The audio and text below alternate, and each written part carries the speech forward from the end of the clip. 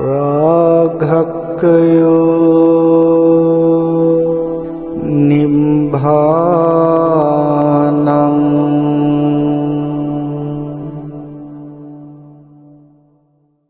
समन्ता चक्रवालेषु अत्रा गच्छन्तु देवता सद्धम्मं मुनिराजस्स सुनन्तु संगमुखदं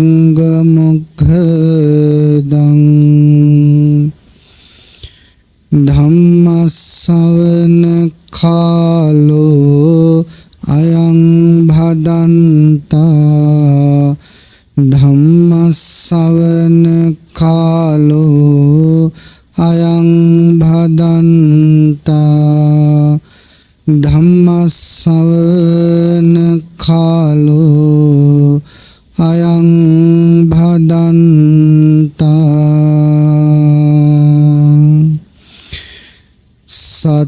सन्तोपसत् चरणं शरणं जनानं ब्रह्मादिमौलिमनिरं शिशमावहन्तं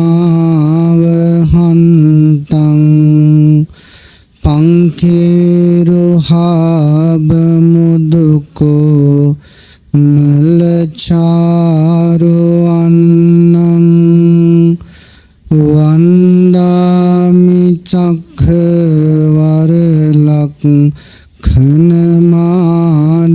चक्रवालक्खनमाददानं नमो तस्स भगवतो अरहतो सम्मा सम्बुद्धस्स नमो तस्स भगवतो अरहतो सम्मा सम्बुद्धस्स नमो तस्स भगवतो अरहतो सम्मा सम्बुद्धस्स महापलवसे समट पिहिटि गुणेताओ आकाशे से अनंत गुणेताओ महामेरुवसे सार गुणेताओ महासायुरसे ගැඹුරු ගුණේතාවෝ හිරු මණ්ඩලසේ තේජස් ගුණේතාවෝ සඳ මණ්ඩලසේ සෞම්‍ය ගුණේතාවෝ මගේ ලෝකම හිරු මණ්ඩල දීපදෝත්තමෝ නිසභෝ අතුලෝ සාක්‍ය කුල තිලකෝ දස බලධාරී सर्वज्ञ तथागत सम्यक संबुद्ध राजोत्तमयानंद वහන්සේ උදෙසා මාගේ නමස්කාරය වේවා. එසේම සිංහල ජාතියේ අප සැම දෙනාගේ ආදි ගුරු දේවෝත්තමෝ උත්තම මිහිඳු මහරහතන් වහන්සේටද මාගේ නමස්කාරය වේවා. යමෙක් මා කෙරෙහි සතුරු සිත් ඇති කරගෙන සිටින්නේ නමුත් ඒ සතුරු සිත් ඇති කරගෙන සිටින්නා වූ සැමටද මේ ධර්මය සවන වැකේවා. අති ගෞරවාස්පද टीवी दिदुल माध्य जाले निर्मातृ मालेगाविल अस्सजी नायक स्वामींद्रයන් වහන්සේගෙන් අවසරයි. පොසොන් පුන්සඳ නැගෙන අද දවසේ සිද්ධ කරනු ලබන මේ උතුම් ධර්ම දානමේ පින්කමේ දායකත්වය අරගෙන කටයුතු කරන සුපින්වත් හැම දෙනාම ඇතුළු කොට ඇති ටීවී දිදුල මාධ්‍ය ජාලය හරහා සත්පුරුෂව එකතු වෙමින් ධර්මකාමී ජීවිතයක් ගත කරන්න උත්සාහ කරමින් ධර්ම ශ්‍රවණයට ඒකාත්මික වෙන ලක්වැසි ලෝවැසි සදහැබර කාරුණික පින්වතුනි, පින්වත් හැම කෙනෙක්ම ශ්‍රද්ධා සම්පයුක්තව කම්පලා දහන නුවණක් ඇති කරගෙන යහපතක යෙදෙනවා. ඒ යෙදෙන යහපතින් ඒකාන්තයෙන්ම මෙලොව පරලොව දෙලොවම මට ඒකාන්ත යහපතක් උදා වෙනවා කියන සම්‍යක් සංකල්පනාව හදවතේ දරාගෙන මේ මොහොතේ හැම කෙනෙක්ම ධර්ම ශ්‍රවණය කරන්නටයි සෝදානම් වෙන්නේ. පින්වතුනි, මිහිඳු මහරහතන් වහන්සේගේ වැඩමවීම පිළිබඳව පුංචි කාලේ ඉඳලා මම ඔබ අපි හැම දෙනාම හොඳින් අහලා කරුණු දන්න පිරිසක්. සිංහල ජාතියට අප හැම දෙනාටම වටිනකමක් ශ්‍රේෂ්ඨත්වයක් ලැබුණ දවසක් අපිට සිහි කරන්න පුළුවන් නම් ඒ සිහි කරන්න පුළුවන් දවස තමයි පොසොන්පුර පසළොස්වක පොහොය දවස. අන්ධකාරයේ අතපත ගාමින් යන්නේන මාවත නොදන්නා අය හැටියට අතරමං වෙච්ච සංසාර ගමනක හිටපු මට ඔබට ආලෝකයේ පහළ වුණ යන මාවත දැනගන්න පුළුවන් ඇස් ලැබුණ දවස තමයි අද දවස. එයි අපි එහෙම කියන්නේ දීර්ඝ කාලයක් මේ සංසාරේ කෙලෙස් සහිත ජීවිත ගත කරපු අපට, කෙලෙස් සහිත ජීවිත ගත කරපු ඔබට මේ ධර්මය ලැබුණ නිසා තමයි යන්තම් හරි සංසාරේ යහපතක යෙදෙන්න අවස්ථාව සැලසුනේ. මේ දහම මට ඔබට සවනට නොවැකුණා නම්, අහන්න නොලැබුණා නම් මේ සංසාරේ මොනතරම් අතරමං වේවිද? ඒ නිසා කෙලෙස් ගොඩකට යට වෙලා සත්‍ය හොයාගන්න බැරුව, ඇත්ත දැක ගන්න බැරුව ඒ කෙලෙස් කන්ද කර තියාගත් අය හැටියට ඒ කෙලෙස් ගොඩ එක්කම ජීවත් වෙමින් ඒ කෙලෙස් එක්කම හිතා යලි යලිත් කෙලෙස් ගොඩක්ම කරගහගත්ත ජීවිත තිබුණ අපිට මොහොතකට හරි ඒ කෙලෙස් වලින් නිදහස් වෙලා නිකලෙස් හදවතක පින් පුරන්න, කුසල් පුරන්න මේ අවස්ථාව ලැබුණේ මිහිඳු මහරහතන් වහන්සේ අනුකම්පාවෙන් අපේ රටට වැඩම කරලා මහා කාරුණිකයන් වහන්සේගේ හද මණ්ඩලයේ උපන්න ඒ උත්තම ශ්‍රී සද්ධර්මය දායාදේ මට ඔබට ලබා දුන්න නිසාම බව හොඳට මතක තියාගන්න ඕනේ. ඒ නිසා අපේ ජීවිතේ සම්මා සම්බුදුරජාණන් වහන්සේ මහෝත්තම කල්යාණ මිත්‍රයාණන් වහන්සේ වෙනවාසේම මිහිඳු මහරහතන් වහන්සේද අපි හැම දෙනාගේම ජීවිතවල පරම කල්යාණ මිත්‍රයන් වහන්සේ බව සිහියේ තබාගෙන කටයුතු කරනවා නම් උතුම් බව, ශ්‍රේෂ්ඨ බව මේ වෙලාවේ පින්වත් හැම දෙනාටම සිහිපත් කරනවා. ඉතින් එහෙමනම් අද දවසේ මේ ධර්ම දේශනාව තුළ අපි ඔබත් සමග සාකච්ඡා කරන්න බලාපොරොත්තු වෙන්නේ මිහිඳු මහරහතන් වහන්සේ ලංකාද්වීපයට වැඩම කරනකොට අපිට ගෙනාපු පණිවිඩය, මේ දහම් දායාදය කවුරුන් විසින් සොයා ගන්නා ලද්දක්ද? මේ දහම් දායාදය අපිට ලැබිලා තියෙන නිසා මේ ලැබුණ දහම් දායාදය මේ ලෝකයට පතුරවාපු, ධම්සක පතුරවපු ඒ මහෝත්තමයන්න් වහන්සේ පිළිබඳවත් පහන් සිතක්, පැහැදීමක්, වටහා ගැනීමක් අපේ ජීවිත තුළ අපි ඇති කර ගන්න ඕනේ. පින්වතුනි, මිහිඳු මහරහතන් වහන්සේ ලක්දෙරට වැඩම කරලා දේශනා කරපු උත්තම ශ්‍රී සද්ධර්මය සම්මා සම්බුදුරජාණන් වහන්සේගේ උත්තම බුදු මනසේ උපන්න අවබෝධයෙන්ම දේශනා කරපු ධමයි. එහෙමනම් අපි ප්‍රථමයෙන්ම බලමු බුදුරජාණන් වහන්සේ කියලා කියන්නේ කෙබඳු උත්තමයෙක්ද කියන කාරණාව. එයි අපි ඒ පිළිබඳව සාකච්ඡා කළ යුතු වන්නේ, එයි අපි ඒ පිළිබඳව දැනගත යුතු වන්නේ.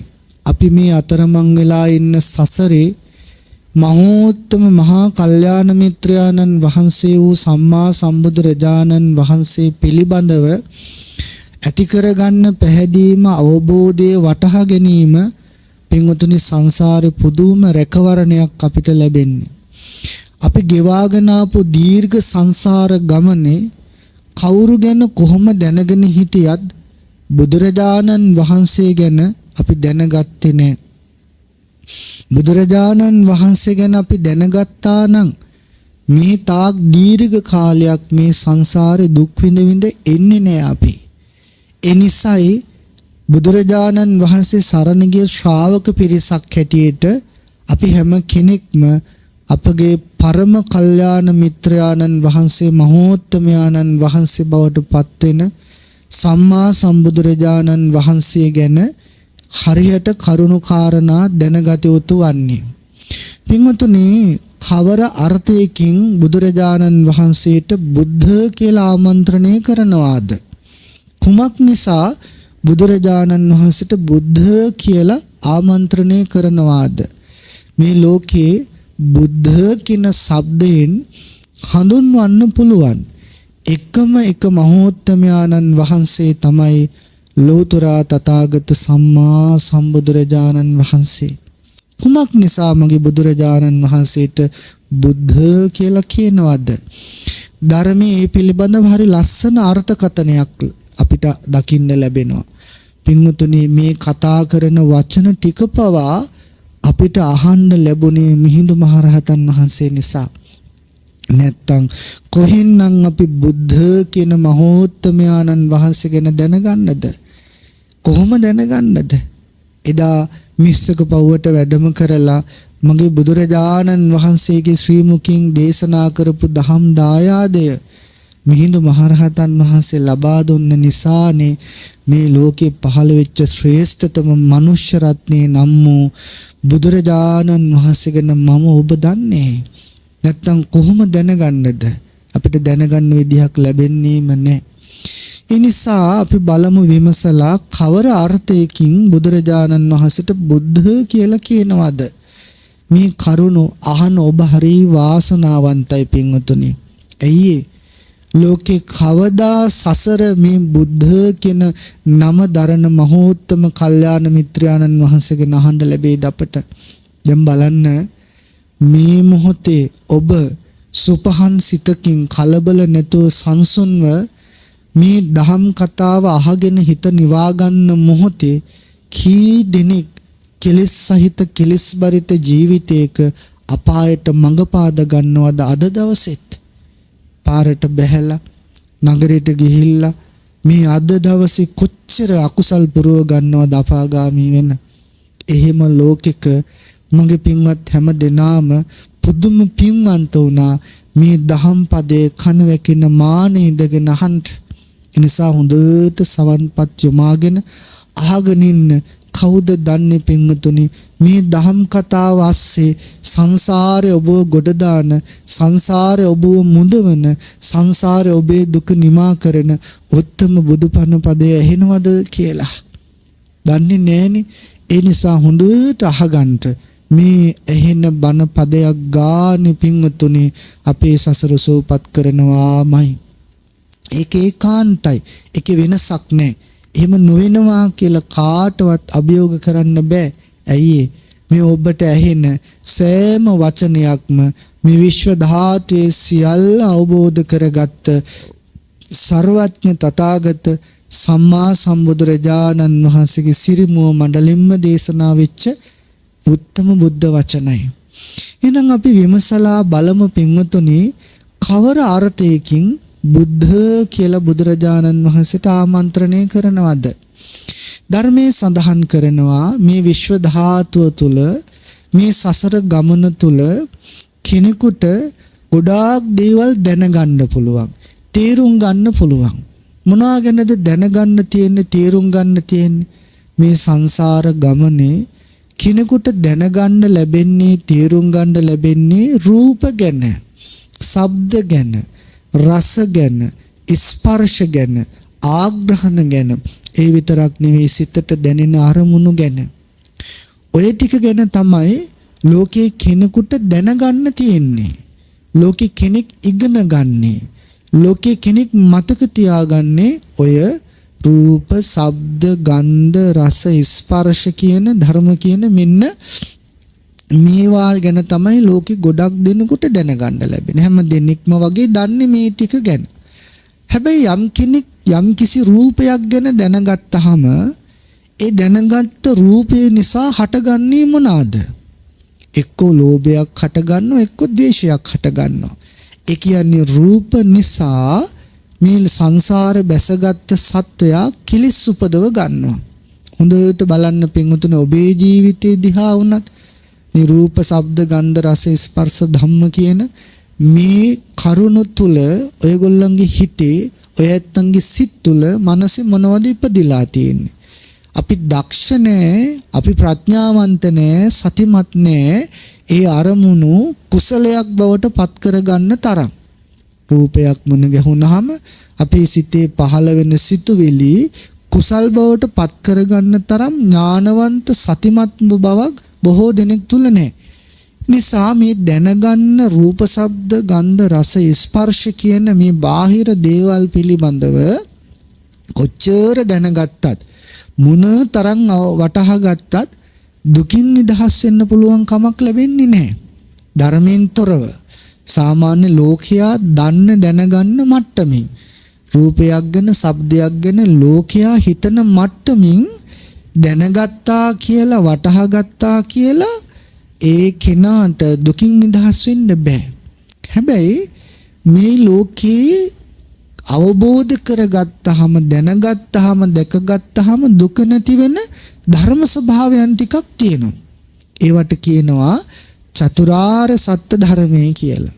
මෙන්න මේ චතුරාර්ය සත්‍ය ධර්මයේ යම් කෙනෙක් දැනගන්නවා නම්, දැක ගන්නවා නම්, ඒ දැන ගැනීම, දැක ගැනීම තුල සත්වයාගේ චිත්තසංතානයේ හටගන්න කෙලෙස් පරිදාහේ නිවිලා යනවා. එතකොට බුදුරජාණන් වහන්සේ මේ චතුරාර්ය සත්‍ය ධර්මයේ ගුරු උපදේශ නොමැතිව තනිවම අවබෝධ කළා. මේ ලෝකේ සම්මා සම්බුදුරජාණන් වහන්සේ බෝසතාණන් වහන්සේ හැටියට පින්වතුනි දුෂ්කර ක්‍රියා කරන්න, එහෙම නැත්නම් අබිනිෂ්ක්‍රමණය කරලා කිංසච්ච ගවේෂී කියන ඒ පරේෂණයට යොමු වෙනකොට උන්වහන්සේට උදව් කරන්න කෙනෙක් හිටියේ නැහැ. මෙන්න මෙහෙම කරන්නකෝ, ඒ දේ මේ විදිහට කරාම මේ අවබෝධය ලබා ගන්න පුළුවන් කියලා දෙන්න කෙනෙක් හිටියේ නැහැ. අපි නම් පාරකට බැස්සොත්, ගමනක් යන්න පිටත් වුණොත් අපිට උදව් කරන්න කට්ටිය ඉන්නවා, මඟ කියන්න කට්ටිය ඉන්නවා. හැබැයි මගේ බෝසතාණන් වහන්සේට කවුරුවත් මඟ කියලා දෙන්න හිටියේ නැහැ. එමනම් කාගේවත් උදව්වක් නැතුව මේ ලෝකයේ අවබෝධ කරගත්තාම, දැකගත්තාම, දැනගත්තාම දුක නැති වෙන යම් ස්වභාවයක් තියෙනවද, ධර්මතාවයක් තියෙනවද? ඒ තමයි චතුරාර්ය සත්‍ය ධර්මය.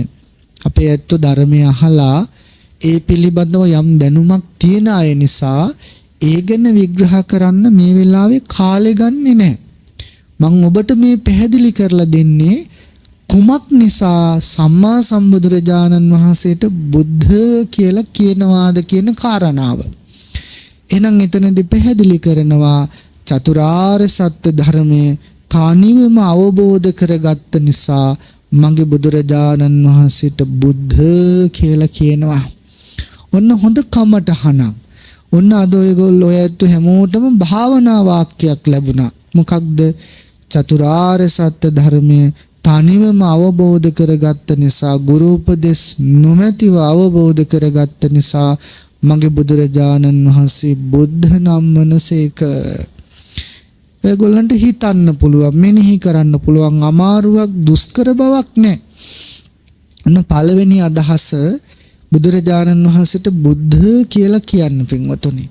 මම ඔබට මේ කියන්නට පැහැදිලි කරන්නට මතු කරන්නට උත්සාහවන්ත වෙන්නේ මිහිඳු මහරහතන් වහන්සේ ලක්දෙරණට වැඩම කරලා මට ඔබට ලබලා දුන්න ධර්ම දායාදය මොනතරම් ශ්‍රේෂ්ඨ මහෝත්තමයාණන් වහන්සේ නමකගේ පණිවිඩයක්ද කියන කාරණාව ඔයගොල්ලන්ගේ සිත් තුළ පළපදියම් කරන්න. ඔය ඇත්තන්ගේ සිත් සතන් තුළ තැම්පත් කරන්නයි උත්සාහ කරන්න. ඒ නිසා හොඳට අහගෙන මේ කරුණු මතකයේ දරා ගන්න කියන කාරණාව පින්වතුනි සිහිපත් කරනවා. මොකද මේ සෑම වචනයකම ඔබේ සිත කෙලෙස් වලින් මුදව ගන්න ශක්තියක් තියෙනවා. ඒ බුදුරජාණන් වහන්සේගේ බුද්ධ වචන නිසා. ඊළඟට කියනවා දැන් මේ ලෝකේ අනිත් අයට කියලා දෙන දේවල් තියෙනවා. දැන් බලන්න ඔබට ඔබේ ගුරුවරු, ඔබට ඔබේ දෙමව්පියෝ, ඔබට ඔබේ වැඩිහිටියන් මොනවද කියලා දෙන්නේ ජීවිතේ? මොනවා ගැනද කියන්නේ? කියන්නේ පින්වතුනි අපි මුලින් කතා කරපු කරුණු ටික ගැනම තමයි. රස්සකරන්න, හොඳට හම්බ කරන්න, ගෙවල් හදන්න, ලස්සනට ජීවත් වෙන්න, පිළිවෙලට ඉන්න, පවුලක් වෙන්න, යුතුයකම් ඉෂ්ට කරන්න, ඔය කරුණු ASCII කියලා දෙන්නේ රූප, ශබ්ද, ගන්ධ, රස, ස්පර්ශ, ධර්ම කියන දේවල් ටික ගැන විතරමයි. එතනින් එහා දෙයක් කියලා දෙන්නේ නැහැ ලෝකේ කවුරුවත් ඔයගොල්ලන්ට. එහෙමනම් මේ ලෝකේ සත්වයාට දුකින් නිදහස් වීම පිණිස චතුරාර්ය සත්‍ය ධර්මය අවබෝධ කරවීමේ අදහසින් දේශනා කරන නිසා හරි ලස්සන කතාවක් නේ පින්වතුනි. මේ සංසාරයේ සියල්ල අවබෝධ කරගත්ත සම්මා සම්බුදුරජාණන් වහන්සේට තරම් සසරට බැසගත් ඔබ ගැන පෙනෙන, දැනෙන, දැකපු කෙනෙක් නැහැ. ඒ නිසා බුදුරජාණන් වහන්සේ දන්නවා මේ සංසාරයට බැසගත් සත්වයා මෙන්න මේ විදිහට කටයුතු කළොත් නම් ඒකාන්තින් දුකින් නිදහස් වෙනවා කියලා. එනම් මේ ලෝක සත්වයාට සැනසීමේ මඟ, කෙලෙස් වලින් නිදහස් වෙන මඟ, කෙලෙස් වලින් මිදෙන මඟ කියලා දෙනවා බුදුරජාණන් වහන්සේ. දැන් බලන්න පින්වතුනි, ඔබේ ජීවිතේ දුකක් ලැබිච්ච තැනකදී ඒ දුකින් නිදහස් වුනේ කුමක් නිසාද? ධර්මයේ තුලින්නේ. මගේ බුදුහාමුදුරුව අප්‍රමාණ කරුණාවකින් අපි මේ විඳින දුක් ටික දැකලා සිරිමෝ මඩලෙන් දේශනා කරපු බුද්ධ වචන නිසානේ පින්වතුනි සැනසෙන්නේ. වෙන කොහේ සැනසීමක් අපිට ලැබෙන්නද? එතකොට ආන්න ලෝක සත්‍යයට චතුරාර්ය සත්‍ය ධර්මය අවබෝධ කරවන බැවින් මගේ බුදුරජාණන් වහන්සේ බුද්ධ නම් වනසේක. දෙවියෙක්ට, බ්‍රහ්මයෙකුට, මාරයෙකුට, ශ්‍රමණයෙකුට, බ්‍රාහ්මණයෙකුට, ගාන්ධර්වයෙකුට කරන්න බැරි වැඩක්. කරන්න බැරි වැඩක් මොකද්ද? චතුරාර්ය සත්‍ය ධර්මය අවබෝධ කරවන්න. හිඟුතුනි මගේ බුදුරජාණන් වහන්සේ ගම් නියම් ගම් සිසාරා ගිරිදුර්ග මාර්ග ඔස්සේ උන්වහන්සේගේ සිනිඳු සිරිපතුල් වෙහෙස වෙන තකාකල් වැඩම කරවා අනුශාසනා කළේම මේ චතුරාර්ය සත්‍ය ධර්මය අවබෝධ කරගන්න වැඩපිළිවෙල. අද අපි සීලයේ වශයෙන්, භාවනා වශයෙන්, දාන වශයෙන් නොඑක යහපතේ යෙදෙනවා. ඒ සියලු යහපතේ යෙදෙන්නේ චතුරාර්ය සත්‍ය ධර්මය අවබෝධයේ පිණිස මගේ බුදුහාමුදුරුවෝ දහම් කතාව කරපු නිසා නෙවෙයිද බලන්න. එහෙනම් දෙවෙනි අදහස, දෙවෙනි අර්ථය තමයි බුදුරජාණන් වහන්සේට බුද්ධ කියලා කියන්නේ මොකක්ද? සත්වයාට චතුරාර්ය සත්‍ය ධර්මය අවබෝධ කරවන බැවින් මගේ බුදුරජාණන් වහන්සේ බුද්ධ නම් වනසේක. බලන්නකෝ පින්වතුනි, බුද්ධ කියන අදහස අර්ථයේ මොන තරම් ගැඹුරු එකක්ද කියලා. මේ කරුණු ටිකම මේ තාක් මේ පුංචි වෙලාව ඇතුලේ සාකච්ඡා කරපු ඔබට ඇහුණු මේ කරුණු ටිකම හදවතේ දරාගෙන නැවත නැවත මෙනෙහි කළොත්, නැවත නැවත සිතුවොත් ඔබේ සිත පින්වතුනි බුදුරජාණන් වහන්සේ වැඩ සිටින සුගන්ධ කුටිය වගේ පාරිශුද්ධ වෙනවා. ඒ තරම් ආශිර්වාදයක්, බලයක් මේ අහපු දහම් කරුණු ටික තුල පවා තියෙනවා. ඊළඟට සඳහන් කරනවා මේ ලෝකේ මට ඔබට දැනගන්න පුළුවන් මට්ටමක් තියෙනවා සහ ප්‍රමාණයක් තියෙනවා. ලෝකයේ ගැන වේවා යමක් ගැන සීමාවකට තමයි මට ඔබට දැනගන්න පුළුවන්කම තියෙන්නේ. සීමාවකට. එතනින් එහාට කිසිම දෙයක් ගැන අපිට දැනගන්න බෑ. අපි කොච්චරක්ද දන්නේ පින්වතුනි ජීවිතේ? හොඳට කල්පනා කරලා බලන්න. ඔයගොල්ලන්ගේ ඔය ඇත්තන්ගේ ජීවිත ASCII මොනවා ගැන කොච්චරක්ද දන්නේ? බැලුවාම අපි දන්න දෙයක් නෑනේ පින්වතුනි. අපි දන්නවා කියලා හිතාගෙන ඉන්න මොනව ගැනද දන්නේ අපි? කයේ හැසිරීමෙන් ලැබෙන විපාක ගැන, වචනේ හැසිරීමෙන් වචනේ ක්‍රියාත්මක වීමෙන් ලැබෙන විපාක ගැන, සිතේ උපදින සිතුවිලි වලින් ලැබෙන විපාක ගැන එහෙම අපි දන්නවද? එහෙම දන්නේ නැහැ. අපි දන්නේ මේ ජීවිතේ ලැබපු අත්දැකීම් තුල ගොඩනගාගත්තු මනෝභාව ටික පිළිබඳව විතරමයි. එතනින් එහා දෙයක් අපි දන්නේ නැහැ. හැබැයි මගේ බුදුරජාණන් වහන්සේ සියල්ල දන්නා බැවින් ඔන්න තුන්වෙනි කාරණාව බුදුරජාණන් වහන්සේට බුද්ධ කියන හේතුව සියල්ල දන්නෝ. සියල්ල කියලා කිව්වහම පින්වතුනි සියල්ල ආයි කොහෙවත් අතරක් නැහැ. කිස්තනක් තියෙන විදිහක් නැහැ. සියල්ල ගැන දන්නවා. එතකොට එහෙමනම් අපි දන්නවා අභිධර්මයේ තුල පරමාර්ථ කියලා ධර්ම කොටාසයක් සඳහන් වෙනවා. චිත්ත චෛතසික රූප නිබ්බාන වශයෙන්. එතකොට මේ ලෝකයේ සියල්ලම පරමාර්ථ ධර්ම අතරට ගත්තහම පින්වතුනි චිත්ත චෛතසික රූප නිබ්බාන කියන ධර්මතාවයන්ට තමයි ගන්නෙ. ඒතර පරමාර්ථ ධර්ම ගැන එහෙම නැත්නම් මේ ලෝකේ සියල්ල ගැන පූර්ණ අවබෝධයක් තිබුණේ මගේ බුදුරජාණන් වහන්සේටනේ. කොච්චර අවබෝධ කරගත්තද? මේ ලෝකෙ කෙනෙක් අකුසල් කරනවා නම් ඒ අකුසල් කරන්නේ මෙන්න මේ අකුසල් සිත් ටික නිසා කියලා අකුසල් සිත් ටිකක් දේශනා කරන්නේ. ලෝභ මූල වශයෙන්, මෝහ මූල වශයෙන්, ද්වේෂ මූල වශයෙන් අකුසල් සිත් 12ක් දේශනා කරලා තියෙනවා. කවුරු හරි කෙනෙක් මේ ලෝකේ එදා අද අනාගතේ කයෙන් වචනයෙන් සිතින් වැරද්දක් කරනවා නම්, අකුසලයක් කරනවා නම්, පාපයක් කරනවා නම් ඒ කරන්නේ අකුසල් සිත් 12න් එකක් මුල් වෙලාමයි. බලන්නකෝ උන්වහන්සේ අවබෝධ කරගත්ත, දැනගත්ත, දැකගත්තා. සිතක් උපදින හැටි, සිතක් පවතින හැටි, ඒ සිත නිරුද්ධ වෙන හැටි, ඒ සියල්ල ගැන බුදුරජාණන් වහන්සේ දැනගත්තා. අවබෝධ කරගත්තා. අවබෝධ නොකරගත්ත දෙයක් නැහැ. කර්මයේ කර්ම ඵලය ගැන, සත්වයා කියන වචන වලට ලැබෙන විපාක ගැන එහෙනම් මේ ලෝකයේ සියල්ල අවබෝධ කරගත්ත, අඩුවක් නැතුව දැකගත්තා, දැනගත්තා කවුද? බුදුරජාණන් වහන්සේ. මගේ ඔබේ දැනුම, මගේ ඔබේ වටහා ගැනීම පින්වතුනි කිසිම වටිනකමක් නැහැ.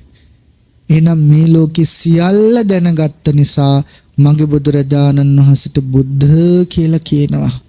දැන් බලන්න අප සරණ ගිය අප හැමගේම ශාස්ත්‍රෝ මහා කාරුණික මහෝත්තමයාණන් වහන්සේ ගැන මේ කරුණ ටික හරි අපිට දැනගන්න ලැබෙන්නේ මිහිඳු මහරහතන් වහන්සේ වැඩම කරපු නිසා. උන්වහන්සේ දහම් කතාව අපිට කියලා දුන්න නිසා. ඔන්න ඔයගොල්ලෝ ඔය ඇත්තන්ට බුද්ධ කියන හේතුව තුන්වෙනි අර්ථය දැනගත්තා. ඊළඟට සඳහන් කරනවා බුදුරජාණන් වහන්සේ අවබෝධ කරගත්ත ධර්මය, බුදුරජාණන් වහන්සේ සාක්ෂාත් කරගත්ත ධර්මය කවුරුන් විසින්වත් කියලා මඟ පෙන්නලා අවබෝධ කරවලා දැනගත් එකක් නෙවෙයි. අපි ඒකට ලස්සන වචනයක් ධර්මයේ කියන ස්වම්භු ඥානෙන්, ශම්භු ඥානෙන් කියලා කියන තමන් විසින්ම අවබෝධ කරගත්තා. එතනට සඳහන් කරන්නේ කොහොමද?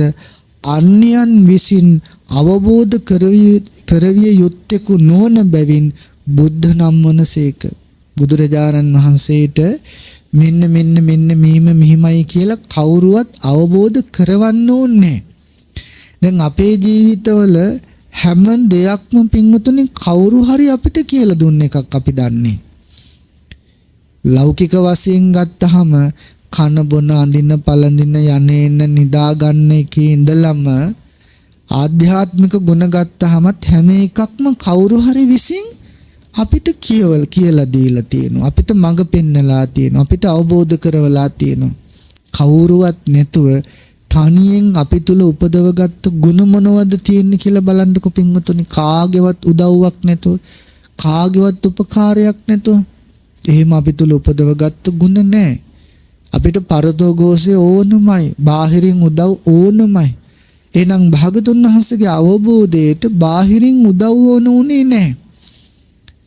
වර්තමානයේ ගිහි පැවිදි බොහෝ දෙනෙක් භාගතුන් වහන්සේ ගැන ප්‍රකාශ කරන ප්‍රකාශ දිහා බැලුවහම අපිට පේනවා සම්මා සම්බුදුරජාණන් වහන්සේගේ උත්තම භාවය, ශ්‍රේෂ්ඨ භාවය නොදැනයි ඒ කරුණ කියන්නේ කියලා.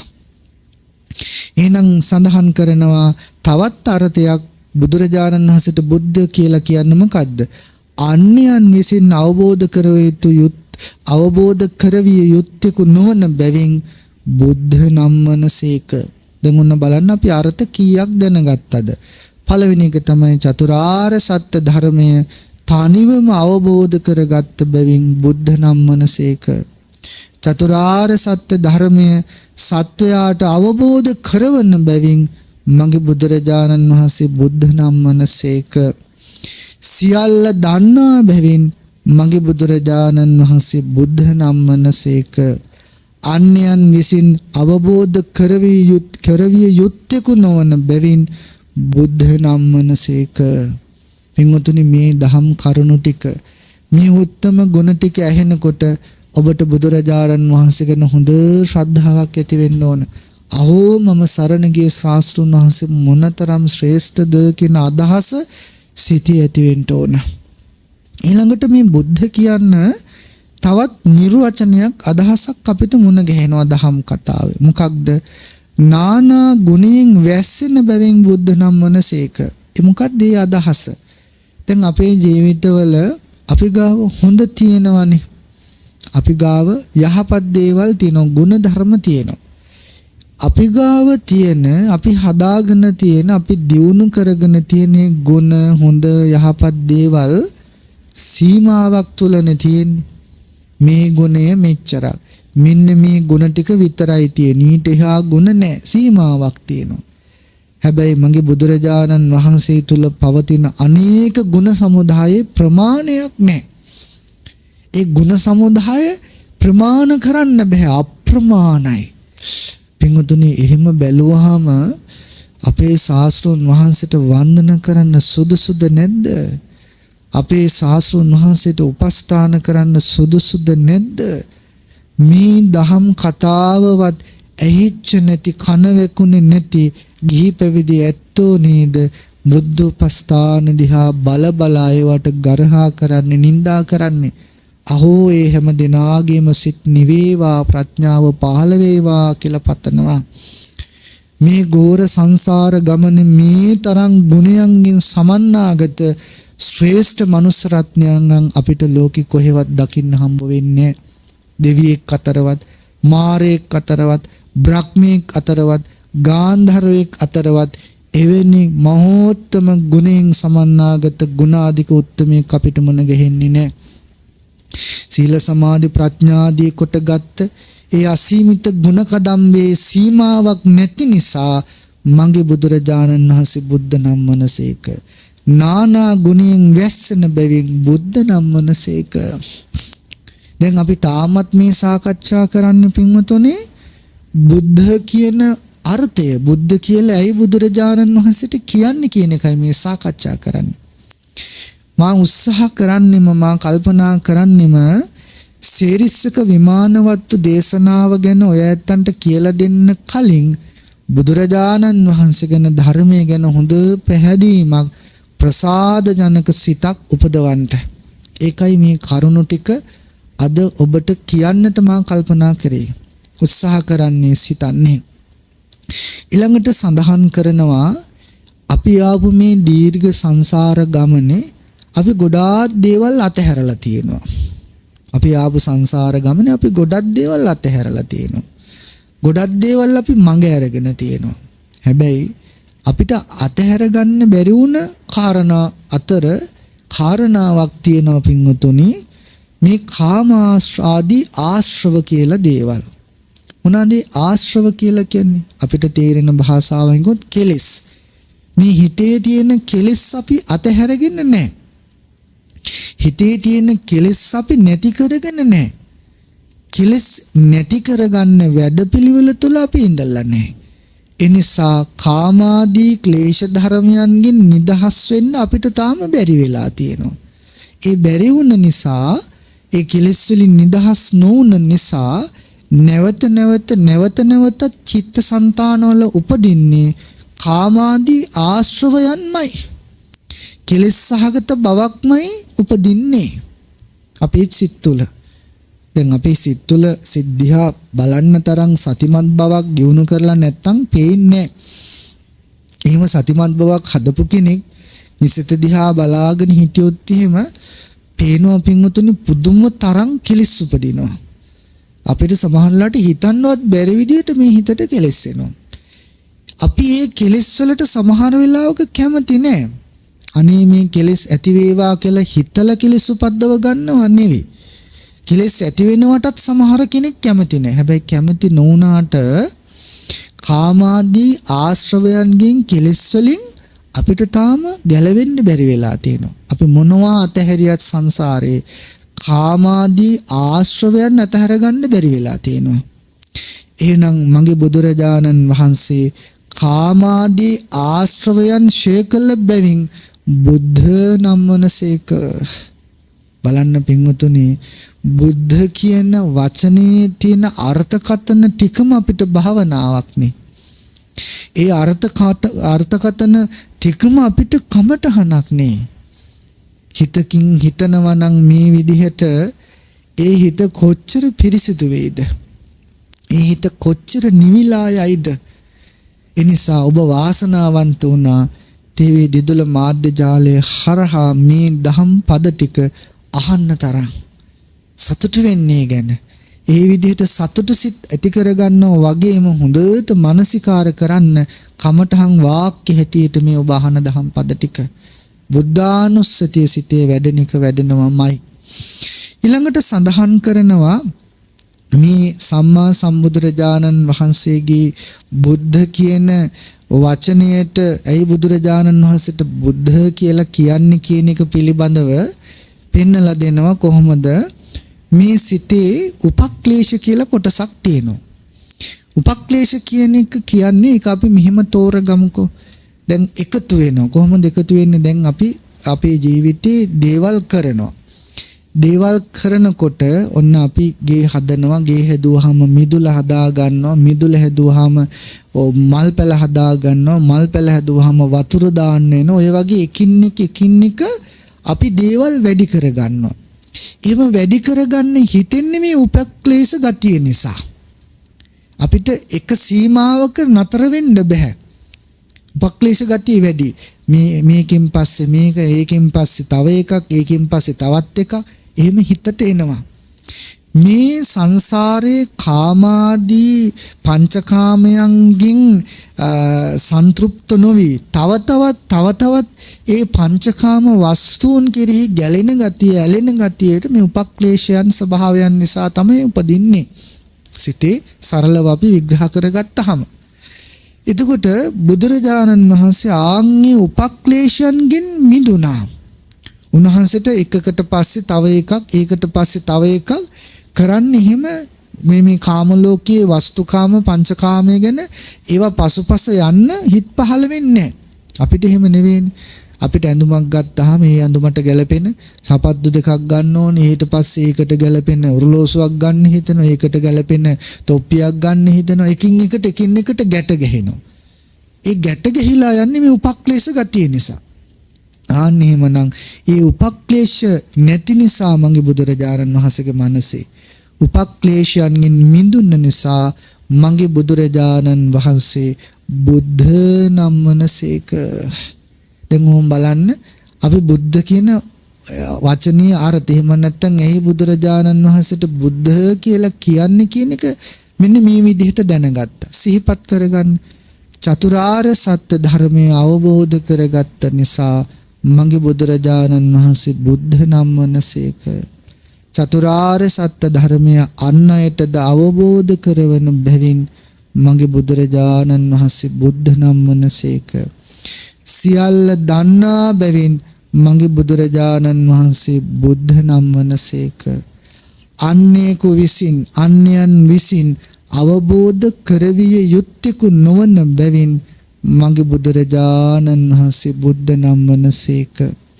නානා ගුණයෙන් වැස්සෙන බැවින් මගේ බුදුරජාණන් වහන්සේ බුද්ධ නම් වනසේක. කාමාදී ආශ්‍රවයන් ඡේ කළ බැවින් මගේ බුදුරජාණන් වහන්සේ බුද්ධ නම් වනසේක. උපක්ලේශ විරහිත බැවින් මගේ බුදුරජාණන් වහන්සේ බුද්ධ නම් වනසේක. පින්වතුනි, බුදුරජාණන් වහන්සේට බුද්ධ කියන්නේ ඇයි කියලායි අපි මේ කතා කරන්නේ. ඊළඟට සඳහන් කරනවා සම්මා සම්බුදුරජාණන් වහන්සේගේ මනසේ ඒකාන්තයෙන්ම රාගය ප්‍රහීන වෙලා තියෙන්නේ. කාටවත් ලෝකෙ කියන්න බෑ බුදුරජාණන් වහන්සේ රාගය ප්‍රහීන කළා කිව්වට ප්‍රහීන කළා නෑ නේව කියලා එහෙම කරුණු සහිතව අභියෝග කරන්න බෑ. දැන් සමහර අපි දකිනවා ජීවිත ඇතුලේ සමහර අයගේ මෙන්න මේ වැරද්ද මෙන්න මේ අඩුව මගේ නම් දැන් නෑ කියලා කිව්වට එහෙම ඇත්තටම නැති වෙලා නෑ. වචන විතරයි තියෙන්නේ. ඒ වැරදි ඒ දුර්වලතා ඒ විදිහටම කෙනෙකුගේ ජීවිතේ තියෙනවා කිව්වාට. හැබැයි බුදුරජාණන් වහන්සේගේ හද මණ්ඩලේ පින්වතුනි රාගය ඒකාන්තයෙන්ම දුර වෙලා තියෙන්නේ. අනේ ඒකාන්තයෙන්ම රාගය දුරු කළ බැවින් මගේ බුදුරජාණන් වහන්සේ බුද්ධ නම් වනසේක. ඊළඟට ධර්මයේ සඳහන් කරනවා මගේ බුදුරජාණන් වහන්සේගේ හද මණ්ඩලේ ද්වේෂය ඒකාන්තයෙන්ම දුර වෙලා තියෙන්නේ. ඒකාන්තයෙන්ම ද්වේෂය දුරු කළ බැවින් මගේ බුදුරජාණන් වහන්සේ බුද්ධ නම් වනසේක. පින්වතුනි, එවැනි උත්තමයෙක් සරණ ගිය අපි එවැනි උත්තමයෙක්ගේ ශ්‍රාවකත්වය ලබන්න පින් ඇතිව ආපු සසර ගමනක ලැබපු ජීවිත ඇති අපි අපේ ජීවිතස්සේ ධම්මඟ ගමන් කරලා මේ රාග දේශ දුරු කරගන්න වීරවන්ත වෙනවද කියන එකත් නුවණින් විමසලා බලන්න ඕන. ඇයි අපි එහෙම කියන්නේ? අපි ගොඩාක් දේවල් වලට ජීවිතේ මහන්සි වෙනවා. උදේ නැගිටලා පාන්දර අවදි වෙලා කන්නේ නැතුව නිදන්නේ නැතුව නාන්නේ නැතුව හරියට වතුර ටිකක්වත් බොන්නේ නැතුව දේවල් වලට අපි මහන්සි වෙනවා. හැබැයි ඒ කොච්චර ඒ දේවල් වලට මහන්සි වුණත් පින්වතුනේ අපි සසරනේ ඉන්නේ. අපි සසරෙන් අපි නිදහස් වෙලා නැහැ. සසරේ ඉන්න අපි මේ රාග දේශ දුරු කරගන්න එච්චර මහන්සි වෙනවද? එච්චර වීරියවන්ත වෙනවද? අද පොසොන් පොහේ දවසේ ධර්ම දායාදේ ලැබුණ දවසේ මොහොතක් හිතන්න නැවතිලා අනේ මගේ හිතේ රාගයක් උපදිනකොට ලෝභයක් හට ගන්නකොට මං අඳුන ගන්නවද? ඒ ෂේ කිරීම පිණිස දුරු කිරීම පිණිස මම වීරියවන්ත වෙනවද? තරහක් අමනාපයක් අකමැත්තක් මගේ සිතේ උපදිනකොට මං අඳුන ගන්නවද? දකින්නවද? හිතලා බලන්න. විමසලා බලන්න. මේ කරුණ ඔබට අප්‍රමාණ කරුණාවකින් මෛත්‍රියකින් සසර ගැන දහම තුල දන්න නිසා සිහි කරන්න පින්වතුනි. මොහොතකට හරි Taman තුල උපදින රාග ද්වේෂ දුරු කරගන්න උත්සාහවන්ත වෙනවා කියන ශ්‍රාවකයා අගය කළා බුදුරජාණන් වහන්සේ. ඊළඟට සඳහන් කරනවා මගේ බුදුරජාණන් වහන්සේ ඒකාන්තයෙන්ම මෝහය දුරු කළ නිසා බුද්ධ නම් වනසේක. මෝහය දුරු කළා, නොදන්නකම දුරු කළා, මෝඩකම දුරු කළා. චතුරාර්ය සත්‍ය ධර්මය අවබෝධ කර ගැනීම සමගම අවිද්‍යාව ප්‍රහීන වුණා. අනේ මෝහය දුරු කළ නිසා ඒකාන්තයෙන්ම බුද්ධ නම් වනසේක. ඒ විතරක් නෙවෙයි තවත් අර්ථ තියෙනවා පින්වතුනි. කාල වේලාවේ හැටියට අපිට බොහෝ දහම් කරුණ තවත් සාකච්ඡා කරන්න තියෙන නිසා අපි ඔය ඇත්තන්ට කෙටියෙන් මේ කරුණු ටික සිහිපත් කරලා දෙන්න උත්සාහවන්ත වෙනවා. අපේ දැනුමේ මට්ටමින් අපේ අවබෝධයේ මට්ටමින් ඔබට මේ කරුණ ටික කියලා දෙන්නේ මේ ලැබුණ දුර්ලභ මනුස්ස ජීවිතය තුළ දුර්ලභ සම්බුද්ධ ශාසනය තුළ නිවෙන්නමයි පින්වතුනි. සංසිඳෙන්නමයි මේ කරුණ ටික ඔබට කියලා දෙන්නේ. ඊළඟට සඳහන් කරනවා ඒකාන්තයෙන් නික්ලේශී භාවයට පත් වුන නිසා. නික්ලේශී භාවයට කියලා කියන්නේ කෙලෙස් වලින් නිදහස් වුණා. කෙලෙස් ගන්ධයෙන් මිදුණා. ඒකිල් නික්ලේශී භාවයේ සංසාර පුරුදුත් එක්කමයි දුරු කෙලිය බුදුරජාණන් වහන්සේ. සවාසනා ක්ලේශ ප්‍රහාණය කියලානේ ධර්මයේ සඳහන් කරන්නේ. නික්ලේශී උනේ සසර පුරුදුත් එක්කමයි. එහෙනම් ඒකාන්තයෙන් නික්ලේශී බැවින් මගේ බුදුරජාණන් වහන්සේ බුද්ධ නම් වනසේක. පින්වතුනි මේ භාවනා වාක්‍ය ටිකක් ඔබට කියලා දෙන්න. කමඨහන් ටිකක් මේ ඔබට කියලා දෙන්නේ මූලිකව. ඊළඟට සඳහන් කරනවා බුදුරජාණන් වහන්සේ මේ ලෝකේ ශ්‍රේෂ්ඨ උත්තමයෙක් වෙන්නේ විවිධ මාර්ග තියෙනවා මේ ලෝකේ අයට ගමන් කරන්න. විවිධ අරමුණු සඳහා යන්න මාවත් තියෙනවා. මොන මාවතක කුමන මාර්ගයක ගමන් කළත් නැවත උපතකින් නිදහස් වෙන්න බෑ ලෝකේ තියෙන. නැවත උපතක් කරා යනවාමයි. හැබැයි බුදුරජාණන් වහන්සේ ඒකායන මාර්ගෙහි ගිය බැවින්. එතකොට සඳහන් කරනවා මොකද්ද මේ ඒකායන මාර්ගය? ආර්ය අෂ්ටාංගික මාර්ගය තුල ගමන් කරලා නිර්වාණ අවබෝධයටපත් වුණා. ඒක තමයි ඒකායන මාර්ගය කියලා කියන්නේ. ඒකායන මාර්ගය කියලා කියන්නේම ආර්ය අෂ්ටාංගික මාර්ගයේ යම් කෙනෙක් ප්‍රායෝගිකව ජීවිතේ වඩනවා නම්, දියුණු කරනවා නම්, පුරුදු කරනවා නම් ඒ මාර්ගයේ කෙලවර තමයි නිවන කියන්නේ. නිවන කරා යොමු වෙනවාමයි. ඒ මාර්ගයෙන් නිවැරදිව ප්‍රායෝගිකව වඩනවා නම් ඒකායන මාර්ගයේ ගමන් කරන්නට යෙදුන බැවින් මගේ බුදුරජාණන් වහන්සේ බුද්ධ නම් වනසේක. පින්වතුනි ඔබ මොහොතකට හිතන්න, ඔබ මොහොතකට කල්පනා කරන්න මේ ඇහෙන කරුණු ටික, මේ කියවෙන බුදු ගුණ ටික ඔබේ ජීවිතයට ලං කරගත්තොත්, ඔබ පුරුදු කරගත්තොත් සැබවින්ම ඔබ නිවෙනවද නැද්ද? අමුතු බණක් ඕන වෙන්නේ. අමුතු දෙයක් කළ යුතු වන්නේත් නැහැ. මේ ඇහෙන බුදු ගුණ ටිකෙහිම අර්ථය වටහාගෙන මානසිකාර කරමින් ඒ අනුව ජීවත් වුණොත් ඔබට නිවෙන්න පුළුවන්කම තියෙනවා. එවැනි මහෝත්තම ගුණධරන උත්තමයෙක් අපි සරණ ගියේ. ඒකයි මතක් කළේ ඒ ශ්‍රාවකත්වයේ අප්‍රමාණ පිනකට ලැබුණ එකක්. ඊළඟට සඳහන් කරනවා බුදුරජාණන් වහන්සේ පිළිබඳව මේ බුද්ධ කියන අර්ථය පිළිබඳව විග්‍රහ කරනකොට මේ ලෝකේ අනුත්තර සම්‍යක් සම්බෝධය අධිගමනය කළ බැවින්, ඒ කියන්නේ සම්මා සම්බුදු බවට පත් වුන නිසා මම ඔබට මුලින්ම මතක් කළානේ පින්වතුනි මේ ලෝකේ බුද්ධ කියලා කාටවත් කියන්න බෑ කියලා.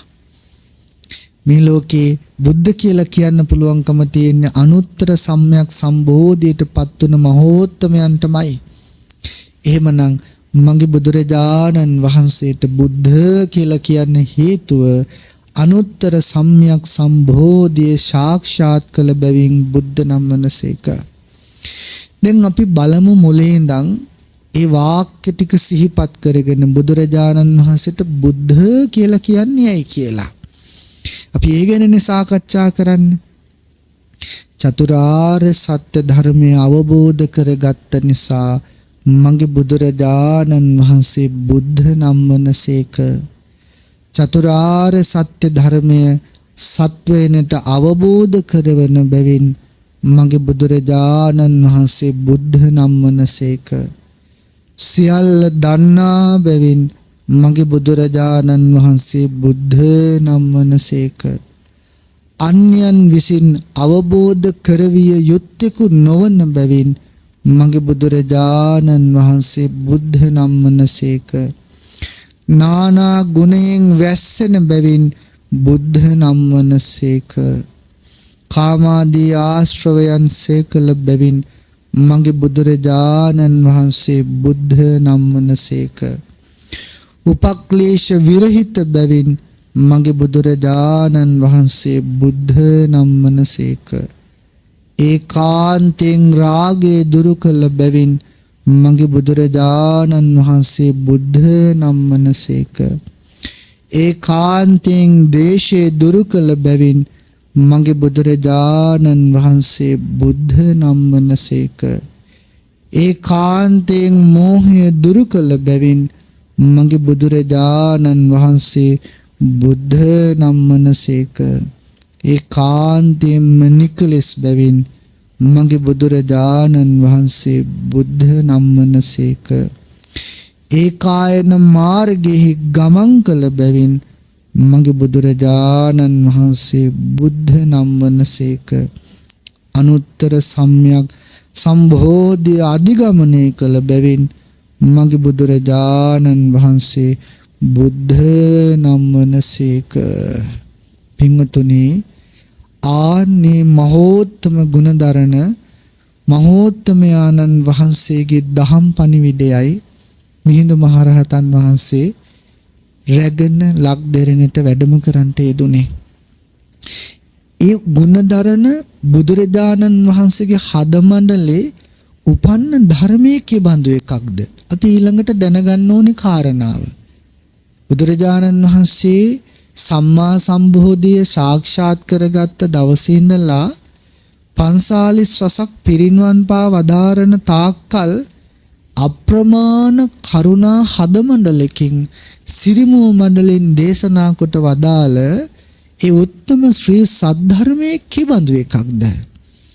අපි දෙවෙනියට දැනගන්න ඕනේ කාරණාව. ඇයි ඒ ධර්මයේ මොනතරම් ශ්‍රේෂ්ඨ දෙයක්ද කියන එක දැනගත්තේ නැත්නම් ඒ ධර්මයේ හැසිරෙන්න අපේ හිත පැහැදෙන්නේ.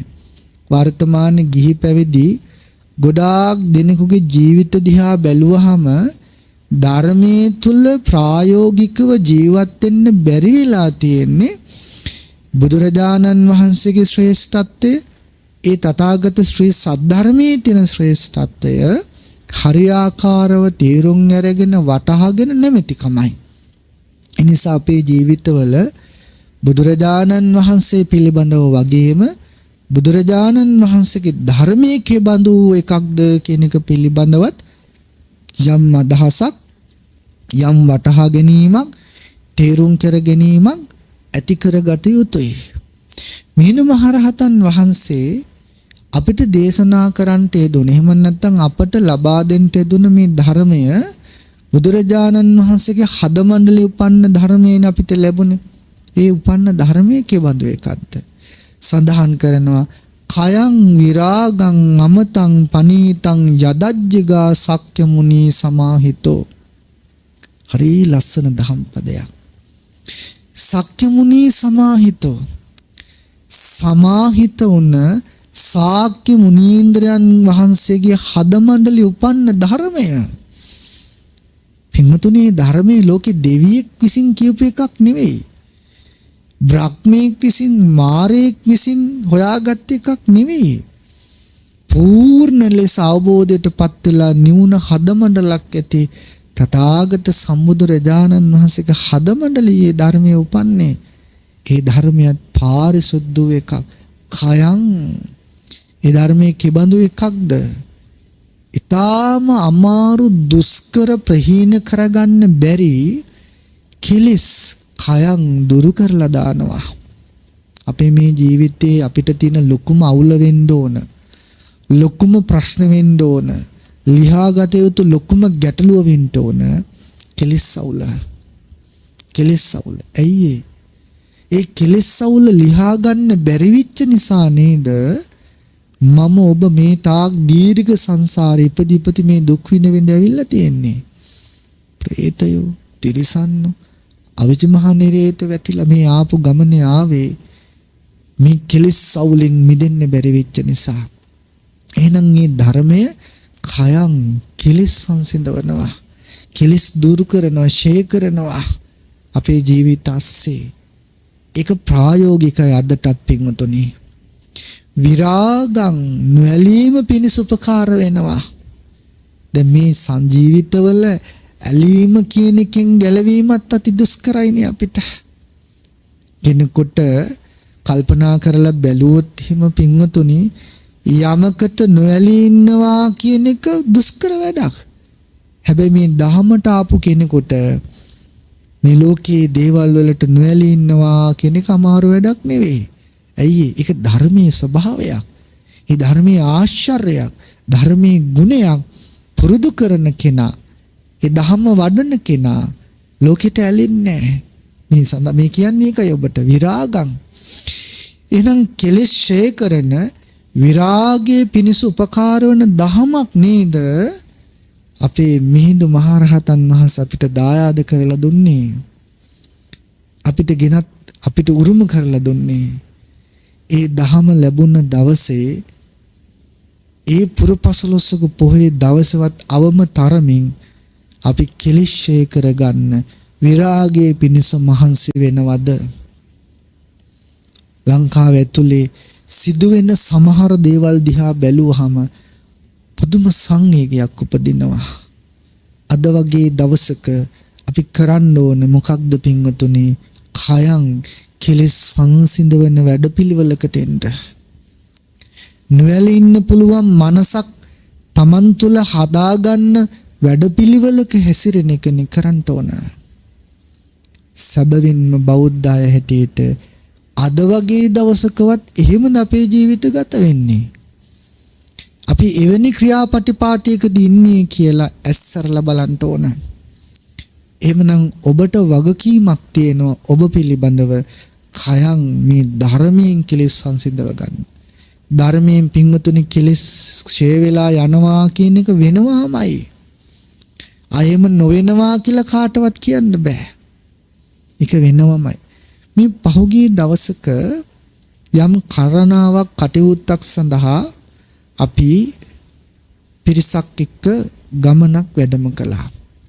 මේ වැඩම කරපු වෙලාවේ එතනදී කතා බහක් ඇති වෙලා එක නෝන කෙනෙක් මෙන්න මෙහෙම කතාවක් කිව්වා. අපි පන්සලකට ගිය වෙලාවක කොළ වැටිලා ගොඩාක් තිබුණා.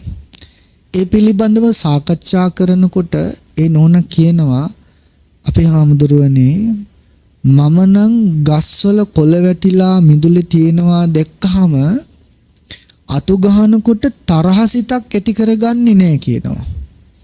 බලන්න හරි ලස්සන කතාවක් මේ කියන්නේ. මම නම් තරහ අමනාපසිතක් ඇති කරගෙන මේ කොළ ටික අතු ගන්නෑ. මම කල්පනා කරනවා හිතනවා මේ කොළ ටික වැටුනේ ගහකින්. ඒ ගහ ඔක්සිජන් අපිට දීලා ජීවත් වෙන්න අපිව ජීවත් කරවනවා. ඒ ගස් කොළන් වලින් ලැබෙන ඔක්සිජන් ටික හුස්ම අරගෙන ජීවත් වෙන මම මේ ගහට කොළට දේශ කරන්නේ වෛර කරන්නේ අතුගාපු මිදුලට කොළ ටිකක් වැටුණා කියලා මං වෛරයක් හිතේ හටගන්නේ නැහැ. අනේ මේ අතුගාන මිදුලට මේ ගස් වලින් කොළ වැටෙනවනේ කියලා තරහක් ගන්නෑ කිව්වා. පින්වතුනි මේ වෙලාවේ මට හිතුනේම බුදුරජාණන් වහන්සේගේ ධර්මයේ මොනතරම් ආශ්චර්යයිද. ඒ නෝනට එහෙම හිතුනේ ධර්මයේ නිසා. ඒ කල්පනාව ආවේ ධහම නිසා. තරහ ගන්න හොඳ නැහැ. වෛර කරන්න හොඳ නැහැ. හිතේ තරහක් වෛරයක් ඇති කරගත්තාම නපුරක් වෙනවා කියලා දැනගත්තේ කොහින්ද? ධර්මයෙන්.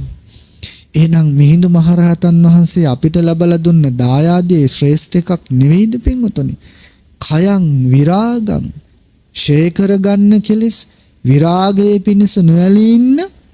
ඒ විතරනේ අමතං පනීතං. හරි ලස්සන විග්‍රහයක්. අමතං පනීතං කියලා කියන්නේ අමෘතය වගේ කිව්වා. මොකද්ද මේ අමෘතය කියලා කියන්නේ? දිව්‍ය ලෝකයේ තියෙන බිහිම වර්ගයක්.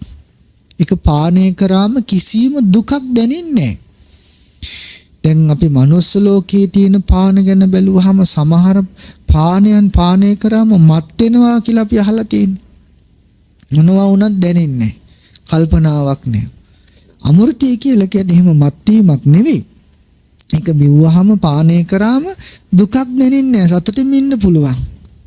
එහෙනම් මේ ජීවිත ආස්සේ සතුට හදාගන්න, සැනසීම හදාගන්න, දුකක් නැතුව ඉන්න පුළුවන්කම ලැබෙනවා ධර්මයෙන්. අමතන් කිව්වේ ඒකයි. දැන් එහෙනම් අපේ ජීවිත ආස්සේ අපිට නැති සතුට, සනසීම දහමට ඇවිල්ලා හොයාගන්න පුළුවන්කම තියෙනවනේ. ඒ බඳු ධර්මයක් අපිට ලැබුණ දවසක් පින්වතුනේ. ඒ නිසා මේ දහම හරි පුදුම එකක්, ආශ්චර්යමත් එකක්. ඒකයි කිව්වේ අමතං පනීතං. පනීතං කියලා කියන්නේ මොකද්ද? ප්‍රනීතු එකක්. එපා වෙන්නේ නැහැ.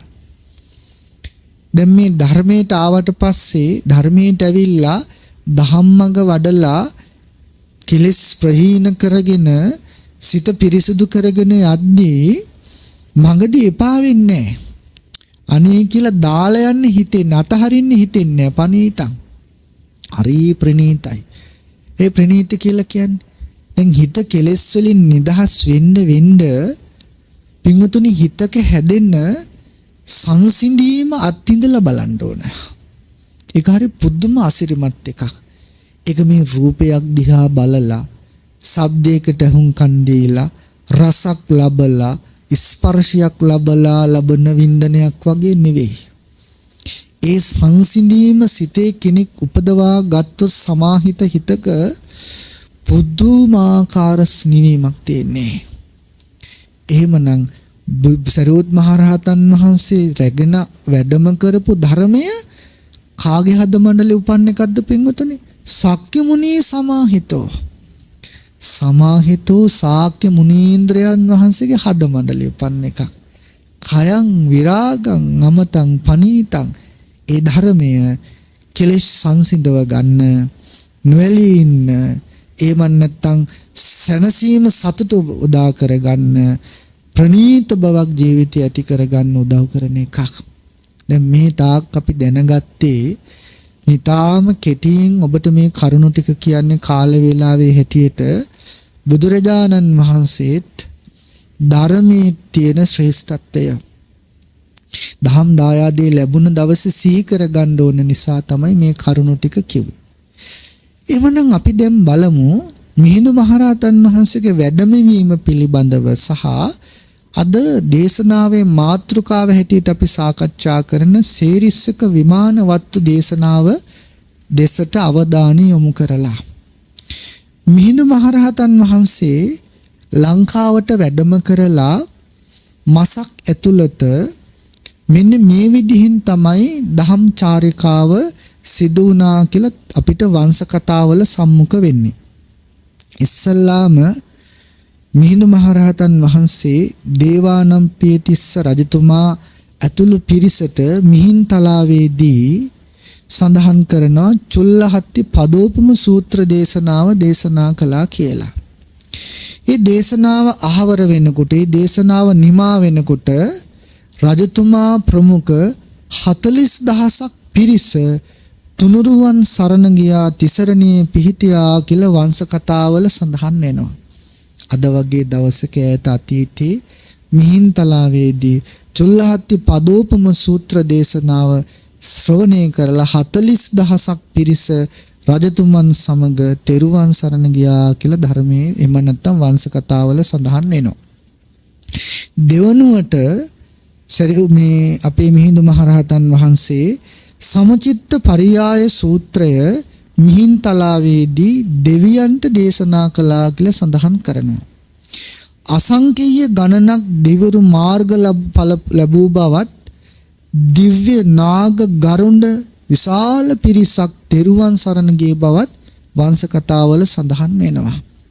එහෙමනම් මිහිඳු මහරහතන් වහන්සේගේ වැඩමවීම ලක්වාසී මට ඔබට පමණක් නෙවෙයි, දෙවියන්ට, නාගයන්ට, ගරුණයන්ට පවා සැනසීම ගෙනෙන උත්තම වැඩමවීමක් පින්වතුනි.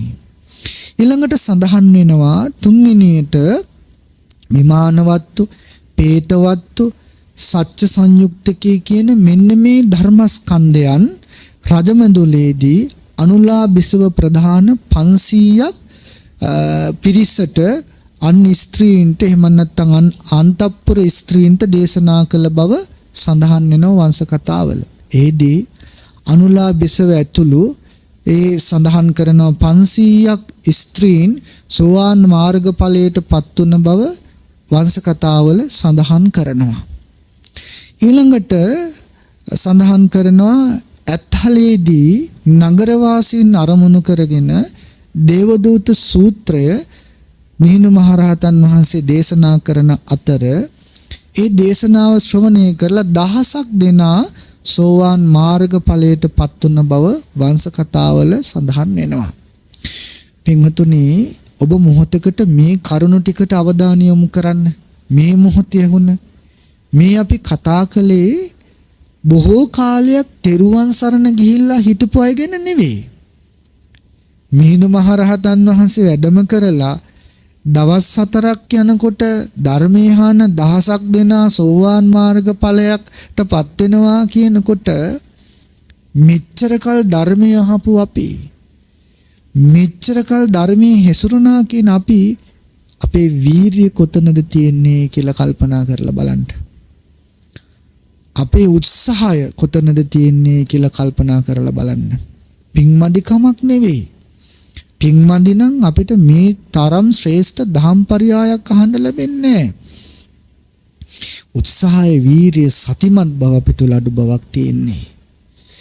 ඊළඟට සඳහන් කරනවා පස්වෙනුව මිහිඳු මහරහතන් වහන්සේ නන්දන වනයේදී බොහෝ කුලකාන්තාවන් අරමුණු කරගෙන බාල පඬිත සූත්‍රය දේශනා කරපු බව.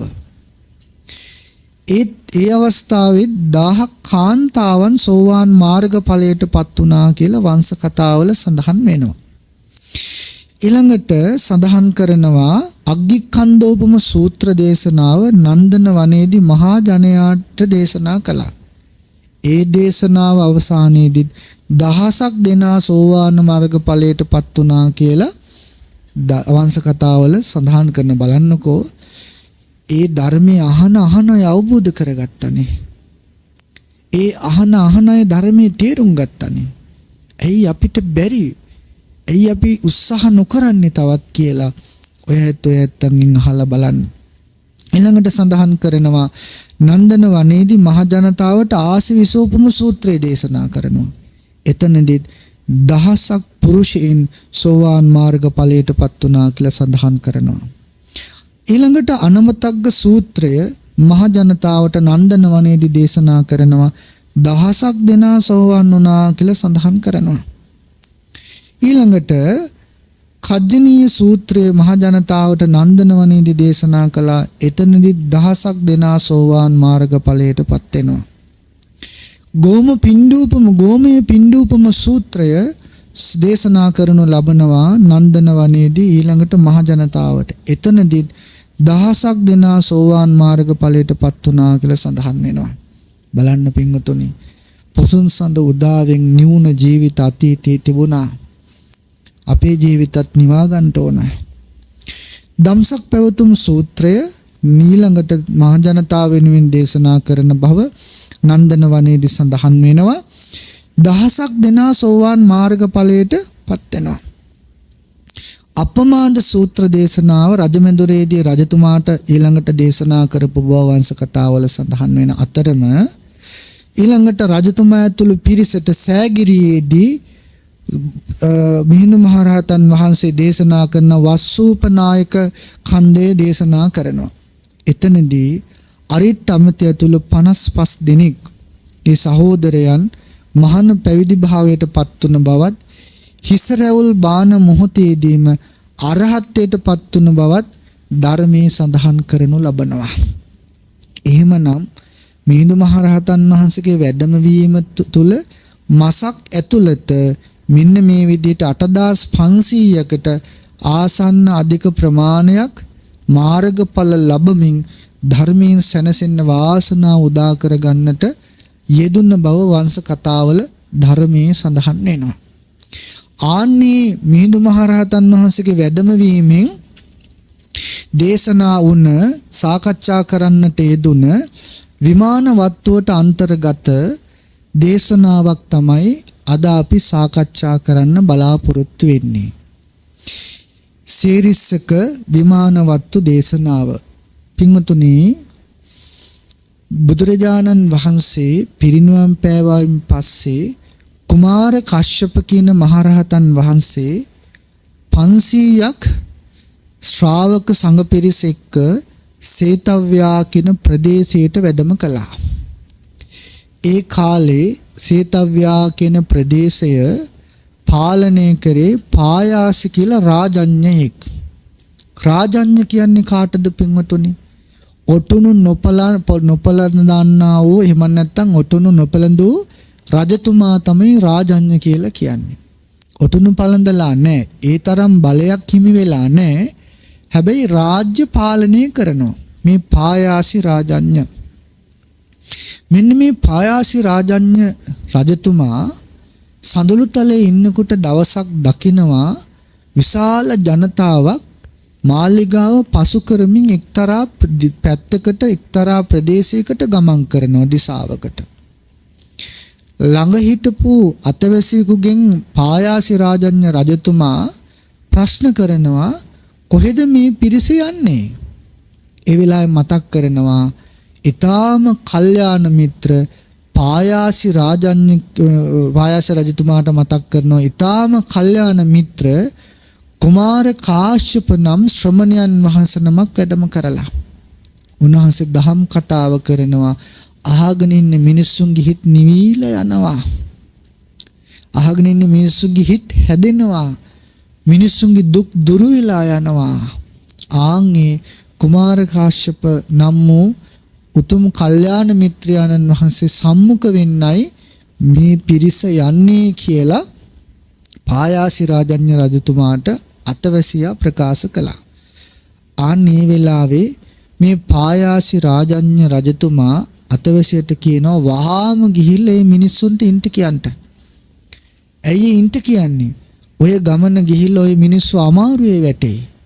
ඔය කුමාර කාශ්‍යප කියන ශ්‍රමණයන් වහන්සේ කියන දේවල් අහන්න ගියොත් එහෙම මොකක් වෙනවද? අමාරුවේ වැටෙනවා. ඒකට හේතුව තමයි පායාසි රාජඤ්ඤ රජතුමා මිත්‍යා දෘෂ්ටිකයි. කර්මයේ කර්මඵලේ විශ්වාස කරන්නේ. එහෙම විශ්වාස කරන්නේ නැති නිසා දන් දීමේ වටිනාකම, පින්කම් කිරීමේ වටිනාකම ගැන අදහසක් නැහැ.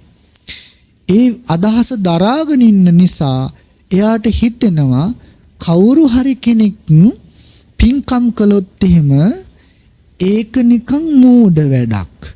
මොකද එයා හිතනවා නැවත ඉපදීමක් නැහැ. ඒ නැවත ඉපදීමක් නැහැ කියලා හිතන්නේ. එයා එක එක පරේෂණ කරනවා. මොකද්ද කරපු පරේෂණ පින්වතුනි? වයසට ගිහිල්ලා මැරෙන්න ඉන්න අය ඉන්නවානේ. ඒ අය අල්ලගෙන ඇවිල්ලා මැටි භාජනයක් අස්සට දාලා සීල් කරනවා වහලා. සීල් කරලා යටින් ගින්දර දාලා තම්බනවා. තම්බලා මැරුණා කියලා හිතනකොට අතවැසියන්ට කියනවා හිමීට ওই භාජනේ අරින්ට විවෘත කරන්නට. ආත්මය එළියට එනවද කියලා බලන්න ඕන. එහෙම විවෘත කරලා බලනකොට ආත්මය එළියට ආවේ නැහැ. එහෙනම් මැරිලා ගිහිල්ලා කෙනෙක් උපදිනවා කියන එක වෙන්න බෑ කියලා රජ්ජුරු දෘෂ්ටියකට ආවා. ඒ වගේම දැන් ඔය පින්කම් කරා කියලා ආරංචි වෙනවා. ආරංචි වුණාම මේ පින්කම් කරපු අය ළඟට යනවා. ගිහිල්ලා කියනවා ඔය පොතපතේ එක එක්කෙනා කියලා අපි අහලා තියෙනවා පින් කරාම දිව්‍ය ලෝක යනවා කියලා. නුඹ මැරුණාම දිව්‍ය ලෝක ඉපදුනොත් ඇවිල්ලා මට කියන්න කියලා කිව්වා. එහෙම කිව්වහම දිව්‍ය ලෝකෙ ගිහිල්ලා ඇවිල්ලා කවුරුවත් කිව්වේ නැහැ. කියපු කෙනෙක් නැහැ. ඔන්න හිතුවා දෘෂ්ටියකට ආවා. එහෙනම් පින් කරපු අය දිව්‍ය ලෝක යන්නේ නැහැ. පව් කළා කියලා දැනගත්නවා අය මෙන්න මේ අය. දැනගත්තාම මේ අය ළඟට යනවා. ගිහිල්ලා කියනවා අපි ඔය අහලා තියෙනවා පව් කරපු අය අපාය යනවා. එහෙනම් මෙරිලා නුඹ අපාය ගියොත් එහෙම ඇවිත් අපිට කියන්න කියලා ඔන්න පායාසි රාජඤ්ඤ රජතුමා ප්‍රකාශ කරනවා සිහිපත් කරනවා. හැබැයි එහෙම කිව්වට මෙරිලා අපායට ගිය කෙනෙක් ඇවිල්ලා කියන්නේ ඕම් මං අපායට ගියා කියලා කියන්නේ නැහැ. එතකොට එයා හිතුව එහෙනම් අපාය කියලා එකක් නැහැ. තමන්ට නොතේරුණා කියලා තමන්ගේ නුවණට වැටහුනේ නැහැ කියලා මේ ලෝකේ ධර්ම ස්වභාවයන් ක්‍රියාත්මක වෙන්නේ කියලා දෘෂ්ටියකට එනවා නම් ඒක අතිමහත් මෝඩකමක්. ඒ නිසා තමයි ඔය උගත්තේ කියාගත්ත සමහර භික්ෂු ගිහි දෙපාර්ශ්වයේම නැවත උපතක් නැහැ, අපායක් නැහැ කොහෙදෝවා තියන්නේ කියලා ප්‍රශ්න කරන්නේ තමන්ගේ දැනුමේ අවබෝධයේ ඌනතාවය නිසා. තමන්ට ඒක තේරුනේ නැහැ කියලා මේ ලෝකේ එහෙම නොවෙනවා කියලා කාටවත් කියන්න බැහැනේ. එහෙම කියන්න සම්මා සම්බුදුරජාණන් වහන්සේගේ අවබෝධ ඥාණයට දේ අභියෝග කරන්නේ. එවැනි මුත්‍යා දෘෂ්ටික මත තියෙන අය ඇසුරට නම් යන්න එපා. ඔබේ මුළු සංසාර ගමනම වෙනසිලා යාවි. දැන් මෙන්න මේ නිසා පායාසි රාජඤ්ඤ දෘෂ්ටියකට බැසගෙන හිතනවා කවුරු හරි දන් දෙන්න කතා කළොත් මා ඔය බඩගෝස්තරේ වඩා ගන්න තමයි ඔය දන් දෙන්න කියලා කියන්නේ. කාන්ට හදාගත්ත බණ කියලා හිතුවා. ඒ නිසා අර පිරිසට වහාම ඉන්න කියලා මෙයා ලෑස්ති වෙලා ගියා කුමාර කශ්‍යප රහතන් වහන්සේ වැඩ ඉන්න තැනට. ගිහිල්ලා විවිධ දහම් කතා කළා. සාකච්ඡා කළා. ඒ දහම් කතා සාකච්ඡා අවසානයේ මෙයා හිටියේ වැරදි දෘෂ්ටියක කියලා මෙයාට තේරුණා. මෙයා සත්‍ය අවබෝධ කරගෙන දහමට ඇවිල්ලා පැහැදිලා මෙයා ඊළඟට මොකද කළේ? දන් වැටක් දෙන්න තීරණය කළා. එයාගේ ජීවිතය වෙනස් කරගත්තා. දැන් එහෙමනම් අපි දහම ඇහෙනකොට අපේ ජීවිතේ වෙනස් කරගත යුතු තැන් වෙනස් කරගන්න ඕන. ඒවා වෙනස් කරගන්න දෙපාරක් හිතන්න එපා. සමහර විටක ඒ වෙනස් කරගත යුතු තැන් වෙනස් කරගන්න යනකොට හිතවත්කම් මිතුදම් එහෙම නැත්නම් හැඳුනුම්කම් නැති වෙන්න පුළුවන්. කමක් නෑ. ඔබේ සංසාර ගමනට අනිත් අයගේ සංසාර ගමනට යහපතක් වෙනවා නම් නිවැරදි කරගත යුතු තැන් දෙපාරක් හිතන්න නැතුව නිවැරදි කරගන්න. මොකද ඒකෙන් ඔබටත් අන් අයටත් සිද්ධ වෙන්නේ යහපතක්මයි. දැන් රජ්ජුරුවෝ දෘෂ්ටියෙන් මිදිච්ච නිසා දන් වැටක් පටන් ගත්තා. භාණ්ඩාගාරයට කිව්වා කාඩි හොදි හදලා ඇල්හාලේ බත් එක්ක දන් දෙන්න කිව්වා. එහෙම දාන සකස් කරන්න කොයාගේ දන්න මට්ටමින් දන් දෙන්න කිව්වා. ඒ දානශාලාවේ වැඩ කටයුතු උත්තර කියලා තරුණයෙකුට බාර දුන්නා. එයා තමයි දැන් දානශාලාවේ ධනෙ සංවිධා කරන වැඩ කටයුතු කරන්නේ. දැන් මොනවාද දන් දෙන්නේ? කාඩි හොදි ඇල්හාලේ බතේ වාටි ඝනකම් උරදි දන් දෙනවා. දැන් මේ උත්තර තරුණයා හැමදාම දානශාලාවේ වැඩ ඉවර කරලා ප්‍රාර්ථනාවක් කරනවා. අහෝ පායාසි රාජඤ්ඤ රජුරෝ එක්ක එකතු වෙලා මට දන් දෙන්න ලැබුණා. මේ කරන පින් වලින් ලබන ආත්මේ නම් මට මෙහෙම හමු නොවේවා. මෙවැනි තැනක් මට මුණ නොගැසේවා කියලා ප්‍රාර්ථනා කළා. පායාසි රාජඤ්ඤ මට ආපහු මේ විදිහට නම් මුණ නොගැසේවා කියලා ප්‍රාර්ථනා කළා. ඔබ ප්‍රාර්ථනා කරගෙන යනකොට මේක අහගෙන හිටපු දානශාලාවේ වැඩ කරන අනිත් අය ගිහිල්ලා පායාසි රාජඤ්ඤ රජතුමාට කිව්වා. බලන්න රජතුමනි, ඔබතුමාගේම දානශාලාවේ වැඩ කරන ගමන් ඔබතුමාගේම දන්ශාලාවේ පින් කරගන්න ගමන් පින් කරලා පතනවා සංසාරේ නම් ඔබ වහන්සේ මුණ ගැහෙන්න ඔබතුමාව සම්මුඛ වෙන්න එපා, මෙවැනි විපතක් මට වෙන්න එපා කියලා ප්‍රාර්ථනා කරනවා කියලා කිව්වා. කිව්ව ගමන් පායාසි රාජඤ්ඤ රජතුමා වහාම උත්තර තරුණයා කැඳෙව්වා. කඳවල ඇහුවා, ප්‍රිය පුත්‍රය, ඔබ මෙහිම ප්‍රාර්ථනාවක් කරනවා කියලා මට දැනගන්න ලැබුණ ඇත්තද කියලා ඇහුවා. ඔව් රජතුමනි, මම එහෙම ප්‍රාර්ථනාවක් කරනවා. ඇයි එහෙම ප්‍රාර්ථනාවක් කරන්නේ? මේ අපි පිනට කැමති නැති අයද? අපි පින් වලට කැමති නැති අය කියලාද හිතන්නේ කියලා ඇහුවා. එතකොට උත්තර තරුණයා හරි ලස්සන කතාවක් කියනවා. රජතුමනි, මේ මට ඔබතුමත් එක්ක ගැටලුවක් නැහැ. ඔබතුමත් එක්ක අමනාපයක් නැහැ. හැබැයි මං කැමති විදිහට අකමැති තැනක වැඩ අකමැති තැනක මට වැඩ කරන්න වෙලා තියෙනවා. මං කැමති මෙහෙම වැඩ කරන්න නෙවෙයි. අකමැති දෙයක් කැමැත්තෙන් මට කරන්න බෑ කිව්වා. රජතුමනි, ඔබ හිතන්න, ඔබ ඔය උයලා දෙන්න හාල් ටික ඔබතුමාට උයලා දුන්නොත් ඔබතුමා කනවද කියලා ඇහුවා. ඔබතුමා කනවා තබා ස්පර්ශ කරන එකවත් කරන්නේ නැහැ කිව්වා. කණ එක දුර කතාවක් කිව්වා. ඔය කාඩේ හොදිත් එක්ක බත් ටිකක් දුන්නොත් කනවා තබා අල්ලන එකවත් කරන්නේ නැහැ කිව්වා. ඔය වාටි ඝනකම රෙදි දෙනවා. ඒවා අඳින්න ඔබතුමා කැමතිද? ඒවා අඳිනවා තබා පයෙන් ස්පර්ශ කරන එකක් දුර කතාවක් කිව්වා. එහෙම එකක් නේ දෙන්නේ. එහෙනම් නොවටිනා දෙයක් තව කෙනෙකුට දෙන එක මං කැමති නැති එකක්. ඒකයි මං පතන්නේ කිව්වා. එහෙනම් පුත භාණ්ඩාගාරයෙන් අවශ්‍ය දේවල් අරගෙන යම් විදිහකට මං අනුභව කරනවා නම් එහෙම ආහාර හදලා දන් දෙන්න කිව්වා. යම් විදිහකට මං ඇඳුම් අඳිනවා නම් ඒ විදිහට ඇඳුම් සකසලා දන් දෙන්න කිව්වා. එයා තීරුම් ගත්තා. දැන් ඔන්න උත්තර තරුණයා මොකද කළේ? රජුගේ භාණ්ඩාගාරයෙන් අවශ්‍ය පරිදි ආහාර අරගෙන රසවත්ව හදලා දන් දෙනවා. හොඳ ඇඳුම් පැළඳුම් කසීසලු වලින් හදපුවා දන් දෙනවා. එහෙම දන් දීලා ඔන්න කාලයාගේ ඇවෑමෙන් උත්තර තරුණයා මරණයටපත් වෙලා සදෛලෝ වාසීව උපන්නා. දෙව්ලොව ගියා.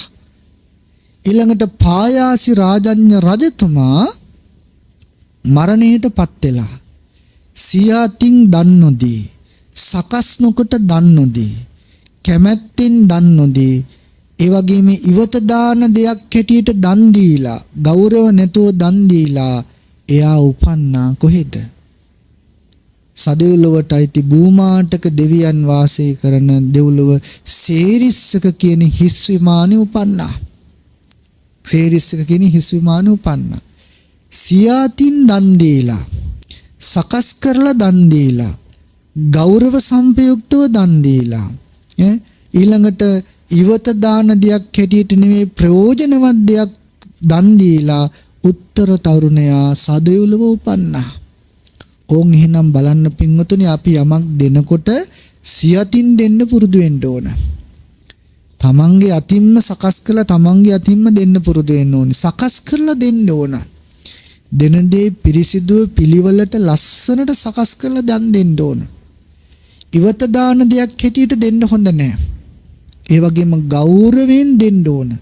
යාචකයෙකුට දුන්නත් ගෞරව සම්පයුක්තව දෙන්න ඕන. දැන් අපේ ජීවිතවල අපි සියාතින් දෙන්නේ නැතුව ඔහේ දීපු අවස්ථා නැද්ද බලන්න. සකස් කරලා නොදීපු අවස්ථා. දැන් මේ දන් දෙන එක ගැන මෙහෙම දැනගන්න ලැබෙන්නේ කවුරු නිසාද? බුදුරජාණන් වහන්සේ නිසානේ. ඇයි? දානේ ගැන මගේ බුදුරජාණන් වහන්සේ තරම් දන්න කෙනෙක් නැහැනේ පින්වතුනි ලෝකේ. කවුද දන්නේ? සංසාරේ දානේ පුරුදු කරලා ආපු ගමනේ දන් දීම ගැන මගේ බුදුහාමුදුරුවෝ දන්නවා. මේ දහම ඇහිච්ච නිසා දැන් ඔබ දන්නවා දන් දෙනවා නම් සිතින් දන් දෙන්න ඕන. සකස් කරලා දන් දෙන්න ඕන. ගෞරවයෙන් දන් දෙන්න ඕන. ඉවත දාන දෙයක් හැටියට නැතුව දන් දෙන්න, ප්‍රයෝජනවත් දෙයක් දෙන්න පුරුදු වෙන්න ඕන. එහෙම දන් දීලා උත්තර සදෙව්ලොව ගියා. එහෙම දන් දෙන්නේ නැතුව හිටපු අපේ පායාසි රාජඤ්ඤ රජතුමා සේරිස්සක නම් වූ හිස් විමානයක උපන්නා. දැන් අපි බලමු මොකද්ද මේ සේරිස්සක විමානය කියලා කියන්නේ. සේරිස්සක විමානය කියලා කියන්නේ කාශ්‍යප සම්මා සම්බුදුරජාණන් වහන්සේගේ කාලේ පින්වතුනි රහතන් වහන්සේ නමක් පිණ්ඩපාතේ වඩිනවා. පිණ්ඩපාතේ වඩිනකොට උන්වහන්සේ පිණ්ඩපාතේ වැඩම කරලා දානෙ ලැබුණාම එක්තරා තැනකට ඇවිල්ලා දානෙ වළඳනවා. ගහක් යට හරි කොහේ හරි තැනක ඉඳන් දානෙ වළඳනවා. මේ දානෙ වළඳන දිහා ගොපල්ලෙක් එහෙම නැත්නම් ගවපාලකෙක් බලාගෙන හිටියා. බලාගෙන ඉඳලා කල්පනා කරනවා අනේ මේ ශ්‍රමණයන් වහන්සේ අවුවේනව දානෙ වළඳන්නේ. අවුවේනව දානෙ වළඳන්නේ. ඒ නිසා මේ ශ්‍රමණයන් වහන්සේට සෙවණක් හදලා දෙන්න ඕන කියලා සඳහන් කරනවා. මහරි ගස් වලින් පොඩි තැනක් හදලා මහරි අත දාලා හෙවිලි කරලා මහරි ගස් හිටෙව්වා කියලා සඳහන් කරනවා. එහෙම හිටවලා පින්වතුනි අර රහතන් වහන්සේට දන් වළඳන්න පහසු හැදුවා.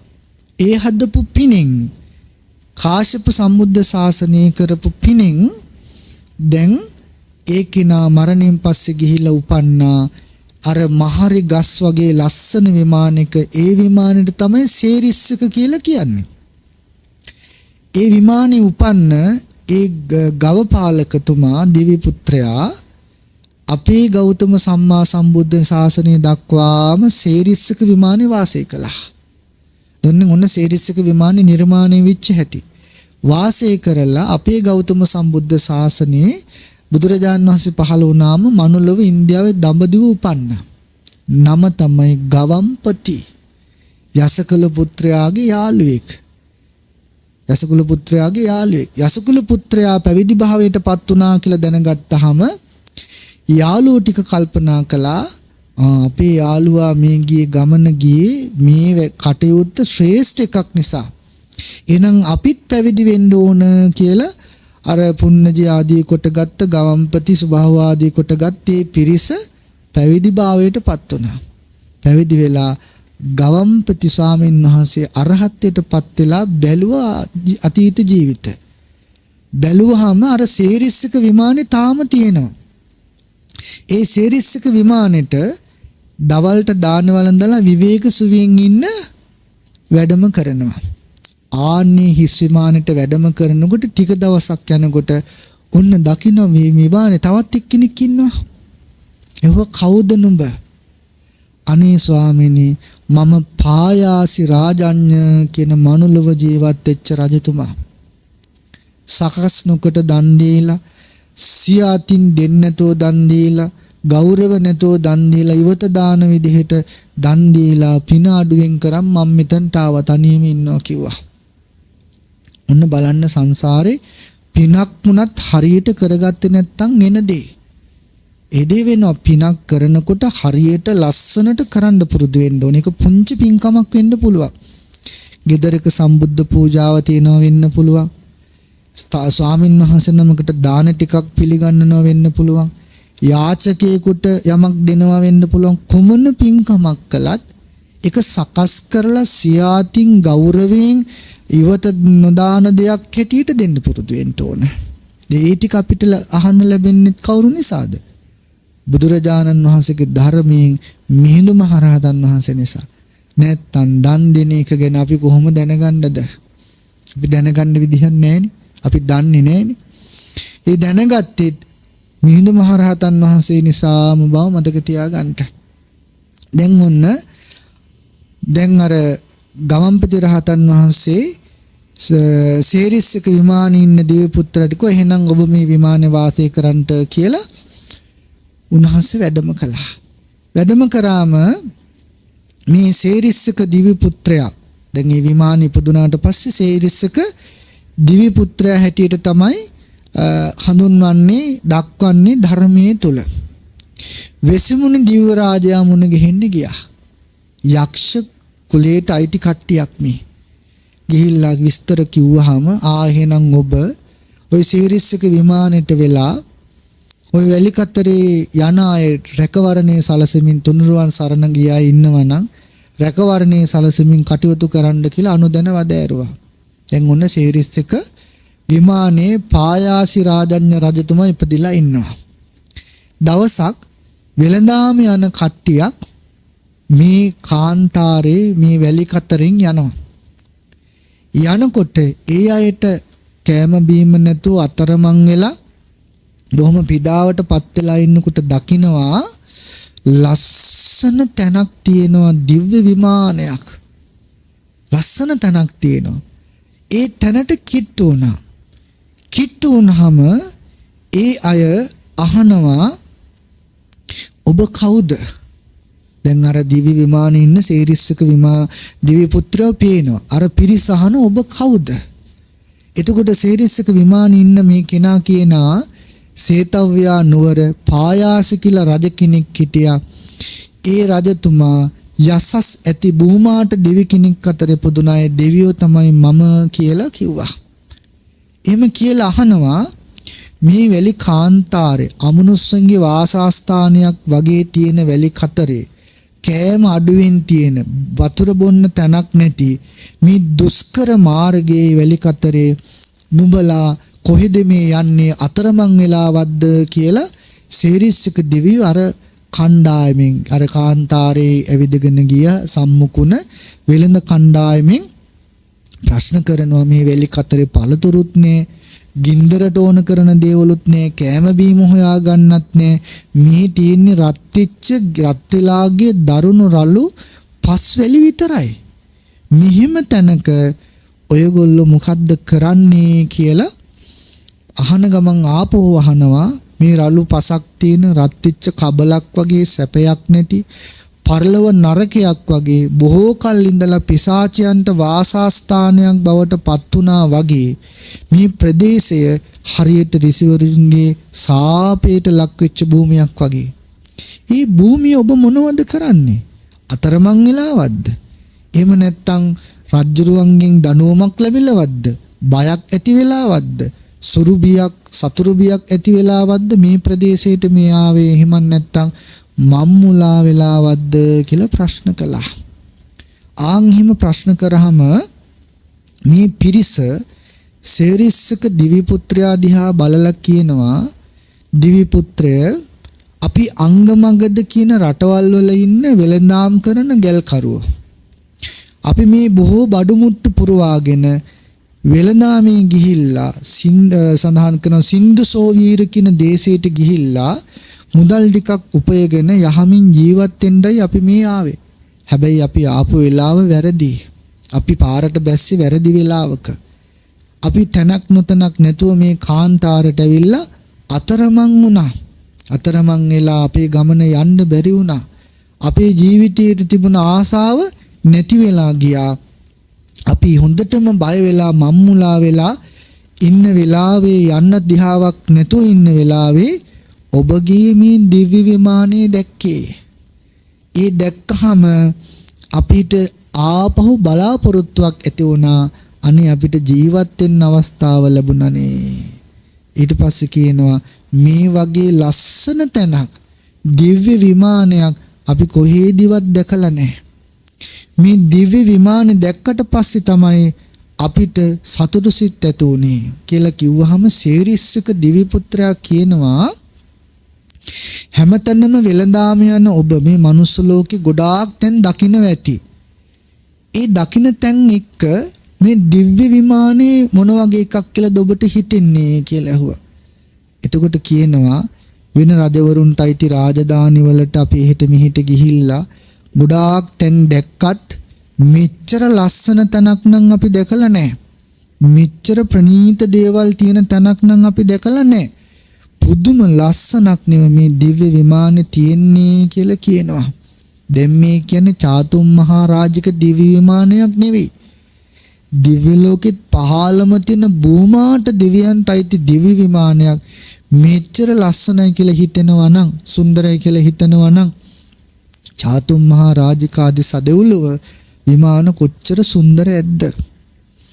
එතකොට කියනවා ආකාශයේ පැම්පකුණු තියෙන බොහෝ මල් තියෙන සුදු නෙළුම් තියෙන නිතරම පළතුරු පිරුණ ගස් තියෙන මේ වෛරෝඩි මණික් වලින් උස්ස කුළුණු වලින් සකස් වෙච්ච පබුළු වලින් සැරසිලි කරලා තියෙන මෙසිරිගල් වලින් පద్මරාග මණික් වලින් කරපු නිර්මාණ තියෙන දහස් ගණන් කණු තියෙන මේ විදිහේ ලස්සනක් සමාන කරන්න පුළුවන් දෙයක් නම් අපි දැකලා නැහැ. රන්වන් පාටින් ලස්සනට සරසලා තියෙනවා මේ විමානයේ මට සිලිතුයි දඹරම් පැහැයෙන් බැබලෙනවා ප්‍රසාදයට නගින්න ලස්සන පඩිපෙළවල් තියෙන ස්ථීර සියුම්ම සකස් කරපු මේ වගේ විමානයක් නම් අපි මේ දිව්‍ය අප්සරාවන් පිරිවරාගෙන ඉන්න ඔබගේ විමානය වගේ එකක් නම් අපි දැකලා නැහැ කියලා මේ මිනිස්සු ටික මේ පිරිස මේ පායාසි විමානේ ඉන්න දිව්‍ය පුත්‍රයාට එහෙම නැත්නම් මේ සේරිස්සක විමානේ ඉන්න පායාසි රජුරු හැටියට හිටපු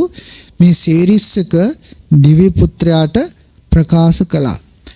මේ වගේ තැනක් තියෙනවා නම් තියෙන්නේ වෙසමුණි රජුරවන්ට අයිති නලිනී ප්‍රාසාදය වගේ කිව්වා.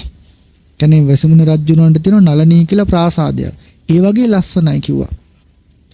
එහෙම ලස්සන තැනක ජීවත් වෙන ඔබ දෙවියෙක්ද?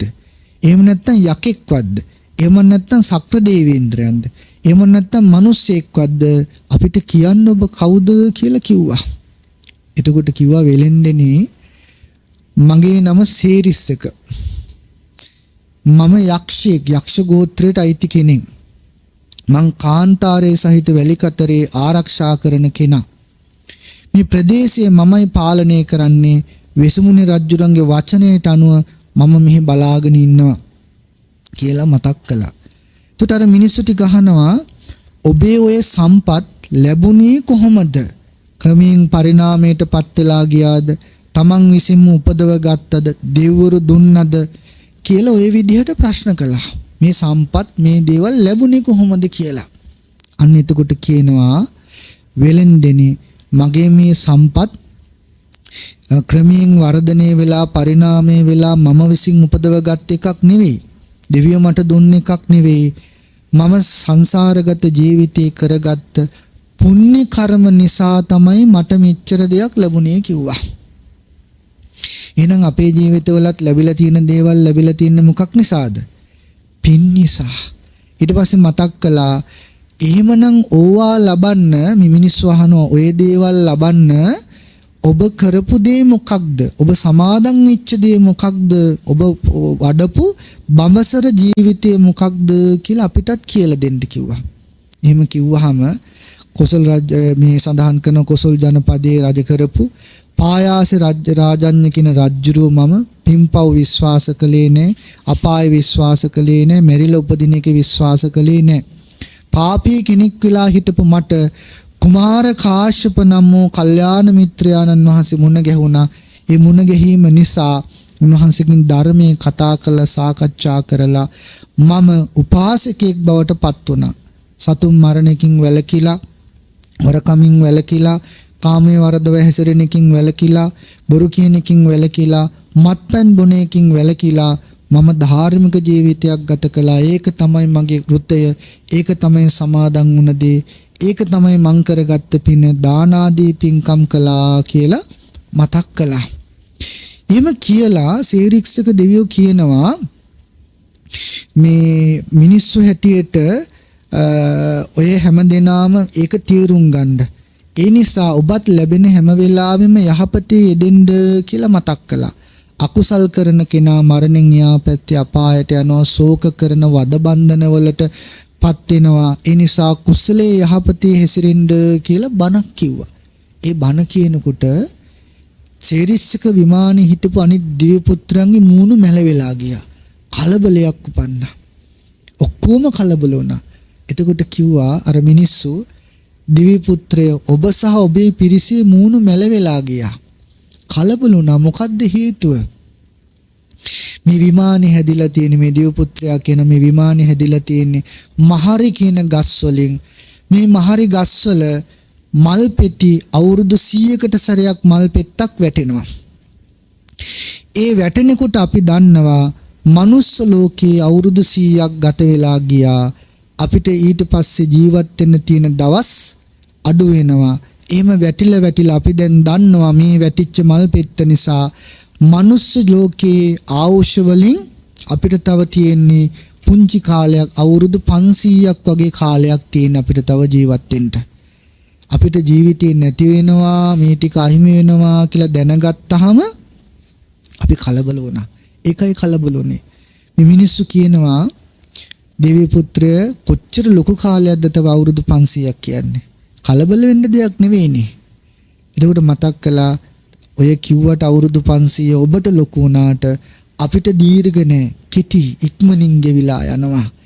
ඒ නිසා ඔබ දැන් මේ දහම් කතාව අහගෙන ගිහිල්ලා ධාර්මිකව ජීවත් වෙන්න. මේ යන ගමන යන්න මං ඔබලාව ආරක්ෂා කරනවා, දහමේ හැසිරෙන්න කියලා අවවාද කළා. අවවාද කළාම මේ අය කියනවා අපි උත්සාහවන්ත වෙන්නේ මේ ගමන ගිහිල්ලා සල්ලි ටිකක් හම්බ කරගන්න. සල්ලි ටිකක් හම්බ කරගෙන සින්දු සෝවීර භූමියට ගිහිල්ලා සල්ලි හොයාගෙන අපි ඔබතුමා වෙනුවෙන් සේරික්ෂක කියලා පූජාවක් තියන්නම් කිව්වා. අපි ආරක්ෂා කරපු නිසා.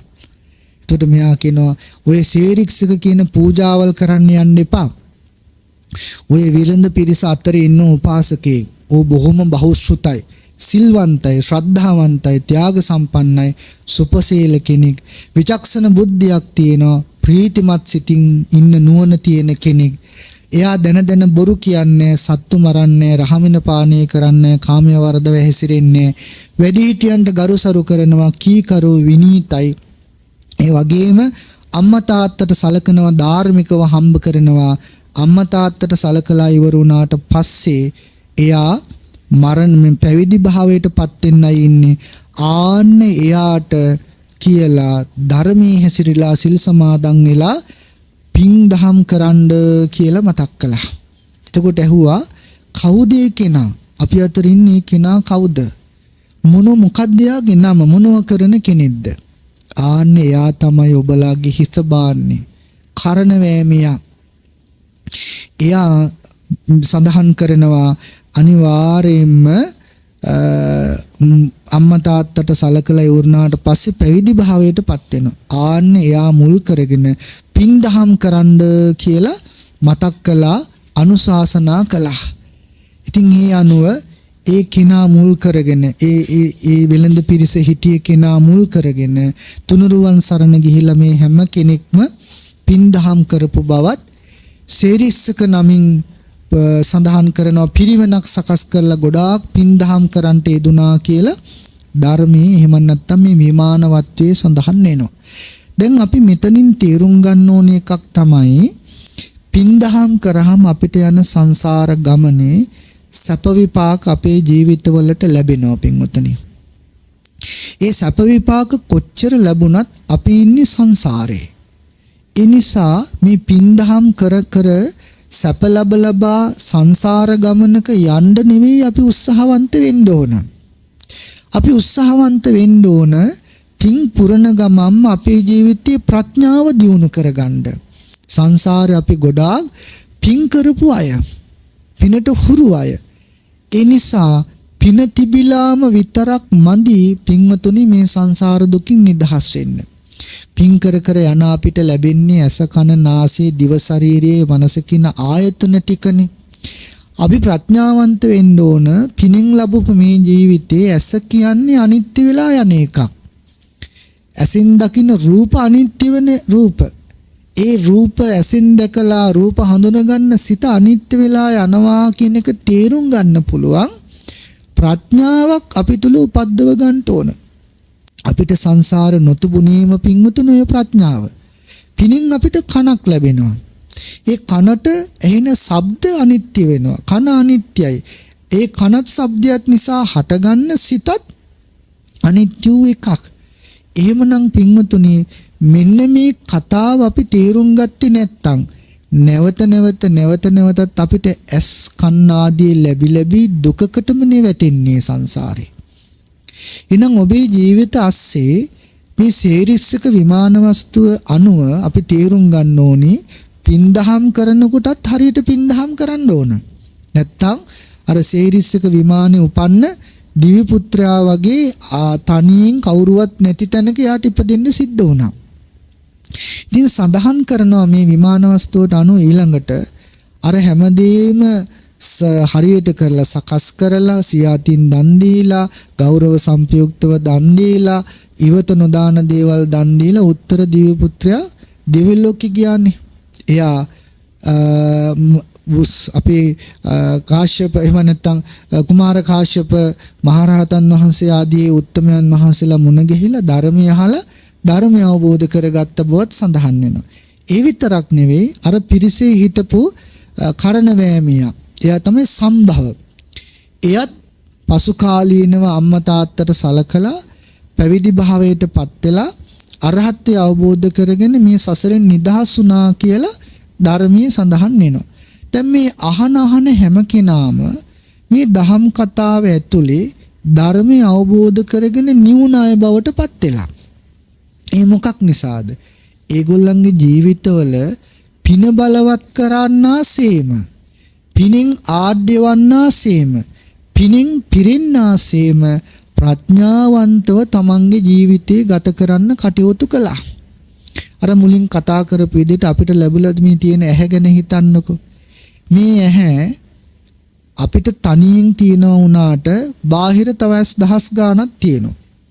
මේ ඇහැට මොකද වෙන්නේ? ඇහැ වයසට යනවා. පේන්නේ නැතු යනවා.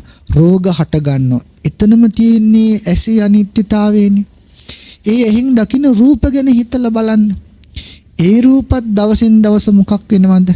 ඒ රූපත් දවසින් දවස වයසට යනවා, වෙනස් වෙනවා, ලෙඩ වෙනවා, දුකටපත් වෙනවා. ඒ රූපත් අනිත්‍ය වෙලා යනවා. දැන් මේ බලන්න කන ලැබිලා තියෙනවා. කනට මොකද වෙන්නේ? වයසට යනකොට ඇහෙන්නේ නැති වෙනවා, රෝග හැදෙනවා, ලෙඩ හැදෙනවා, පීඩා එනවා, සැරව ගලනවා. ඒ වගේමයි අනිකුත් මේ ලැබිලා තියෙන ඉන්ද්‍රිය ධර්ම ජීවිතේ. එහෙනම් ස්කන්ධ ගොඩක් උරුම කර යන ජීවිතයක ඒ ස්කන්ධ ගොඩ නිසා අපිට ලැබෙනින් වටහා ගත්තේ නැත්නම් ධර්මයක් ලැබුණ වෙලාවේ පින්වතුනි අපි මොකක්ද අපේ ජීවිතයට කරගත්ත ප්‍රයෝජනීය බවට පත් වෙන්නේ. මේ සංසාරේ කොච්චර ඉපදි ගියත් පිනෙන් ලබන සැපපවා අනිත්‍ය වෙලා යනවනේ. පින් නොකර ඉන්න කියනව නෙවෙයි මේ ඔබට සිහි කරන්නේ පිනින් ලැබෙන සැපත් අනිත්‍ය වෙලා යනවා. දැන් සංසාරේ කොච්චර අපි පින් කරාද? ඒ කරපු පින් වලට අපි සැප වින්දා. ඒ විඳපු සැප වලට මොකද්ද වෙලා තියෙන්නේ? ඒ සැපත් අනිත්‍ය වෙලා ගියා. දැන් මේ ජීවිතේ පින් නිසා අපි ලබන සැප වලට මොකද වෙන්නේ? ඒ සැපත් අනිත්‍ය වෙලා යනවා. කොහේවත් ස්ථීරසාර ස්කන්ධ ටිකක් සැපසහගත බවක් මේ ලෝකේ නැහැ. අපි මුලින් කතා කරානේ පින්වතුනි ගෝමේ පින්ඩූපම කියලා සූත්‍රයක් මිහිඳු මහරහතන් වහන්සේ දේශනා කළා කියලා. ඒ ගෝමේ පින්ඩූපම සූත්‍රයේ මගේ බුදුරජාණන් වහන්සේ මතක් කරනවා ගොම පිටක් තරම්වත් මේ ස්කන්ධ ටිකට වටිනකමක් නැහැ. එහෙම ස්කන්ධ ටිකකට තණ්හාවෙන් වටිනාකම් දෙන්න ගිහිල්ලා අපි සංසාරේ පින්වතුනි මොන තරම් දුක් විඳ ආවද? නිසා මේ දහම් කතාවේ අවසානයේ මා ඔබට සිහිපත් කරන පණිවිඩය තමයි ප්‍රඥාව බලවත් කරන්න. කුමක් බලවත් කරන්නද? ප්‍රඥාව බලවත් කරන්න. ඇයි මේ ප්‍රඥාව බලවත් කරන්න ඕනේ? ප්‍රඥාවෙන් තමයි ඇස අනිත්‍යයි, කන අනිත්‍යයි, දිව අනිත්‍යයි, ශරීරය අනිත්‍යයි කියලා මේ ලෝකයේ අනිත්‍යතාව ධර්මයේ තේරුම් ගන්න පුළුවන්කම තියෙන්නේ. එහෙම තේරුම් ගත්තොත් මේ ඇස කන නාසාදී ඉන්ද්‍රයන්ට ස්කන්ධයන්ට තියෙන තණ්හාව අපින් නිරුද්ධ වෙලා යයි. ඒ තණ්හාව නිරුද්ධ වෙච්ච දවසට අපිට සනාතනික සැපයක් ලබන්න පුළුවන් ශ්‍රාවකෙක් බවට පත් වේවි. ඒ සඳහා අපි හැම දිනාම උත්සාහවන්ත වීරවන්ත වෙනවා කියන අදිෂ්ඨානය කවුරුත් ඇති කරගන්නට. සාදු සාදු සාදු. එමනම් මේ මොහොත දක්වාම අපි හැම දිනාම එකතු වෙලා උතුම් දහම් කතාවක් ශ්‍රවණය කළා. බුදුරජාණන් වහන්සේගේ තියෙන වටිනාකම උතුම් බුදුගුණ පිළිබඳව අපි තේරුම් ගත්තා. ධර්මයේ කියන්නේ කිබඳු ශ්‍රේෂ්ඨ එකක්ද කියන එක අපි තේරුම් ගත්තා. ශීර්ෂක විමාන වස්තුව තුලින් දන් දෙනකොට අපි කොහොමද දන් දෙන්නේ, මොන ආකාරයෙන් පින්කම් කළ යුතුද කියලා තේරුම් ගත්තා. ඒ මොන තරම් පින්දහම් කළත් ප්‍රඥාව බලවත් කරගත්තේ නැත්නම් මේ සංසාරෙන් අපිට ගැලවෙන්න බෑ කියන එකත් අපි තේරුම් ගත්තා. එහෙනම් බුදුගුණ දන්න හිතක ධර්මයේ වටිනකම තේරුම් අරගෙන ලස්සනට පින්කම් කරන කෙනෙක් හැටියට ප්‍රඥාව බලවත් කරගන්න අපි කවුරුත් මහන්සි වෙමු.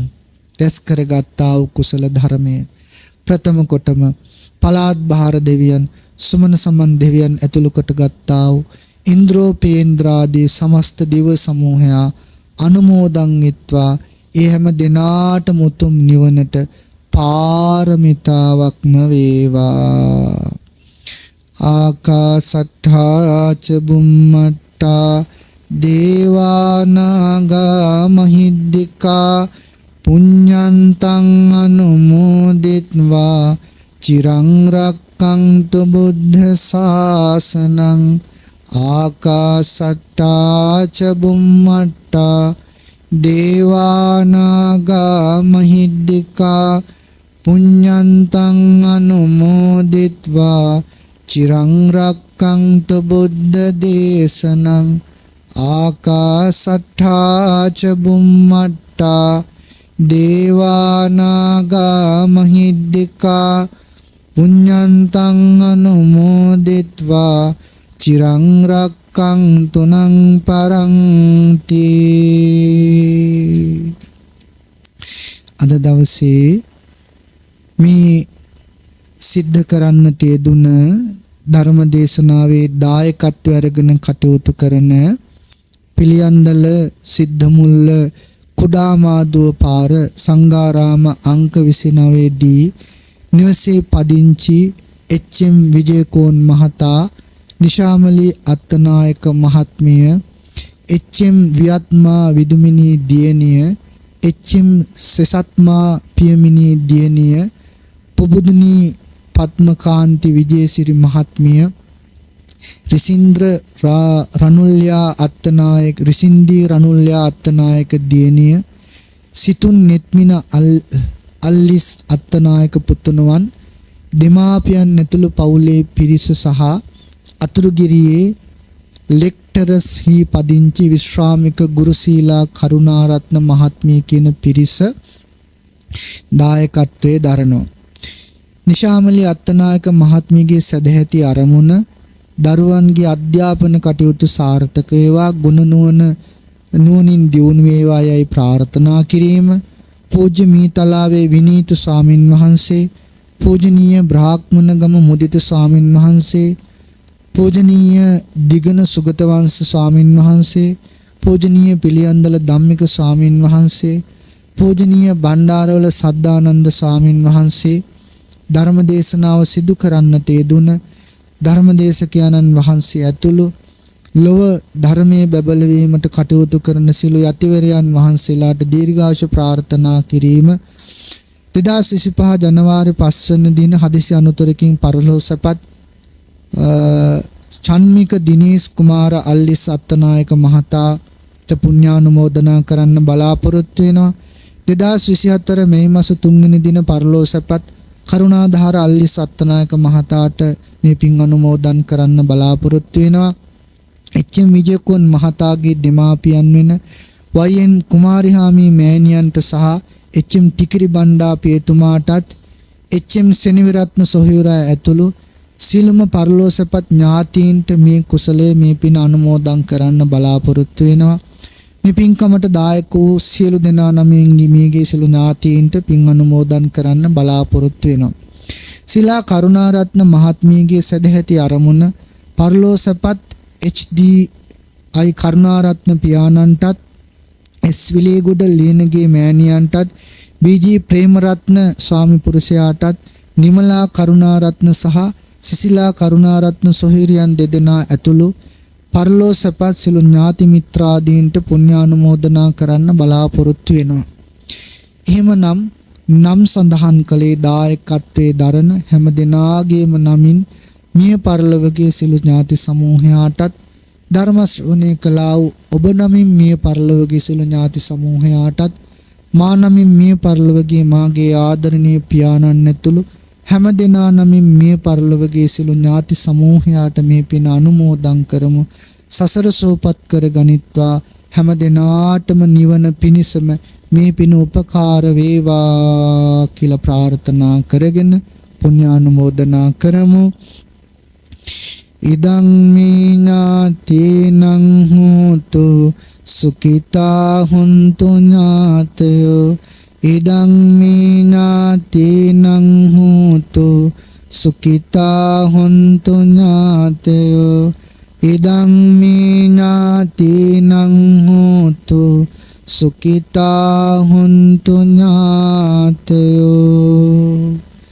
සසර වසනාතුරු නිවන් දකිනාතුරු සත්පුරුෂයන්ගේ කලණ මිතුරන්ගේ සුර ලැබේවා කියලා සාදු කියලා ප්‍රාර්ථනා කරන්න.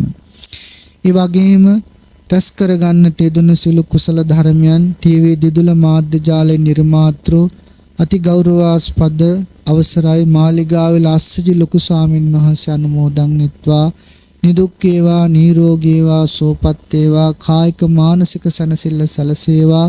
සෝසේ ශාසන භ්‍රමචර්යාව පූර්ණේ කරන්න මේ පින ගෞරවනීය ස්වාමින් වහන්සේට ආශිර්වාදයක්ම වේවා. ටීවී දිදුල මාධ්‍ය ජාලයේ සියලු කාර්ය මණ්ඩලයේ හැම දිනාටමත් දේශනාවේ දායකත්වයේ දරූ හැම දිනාටමත් හැදෝ වැඩෝ දෙමාපියන්ට ගුරුහරුකම් දුන්නා වූ හැම දිනාටමත් මාව පෝෂණය කළ මගේ ආදරණීය මෑණියන් ප්‍රධාන ඒ හැම දිනාටමත් ඔබව පෝෂණය කළ සියලු දිනාටමත් අද දවසේ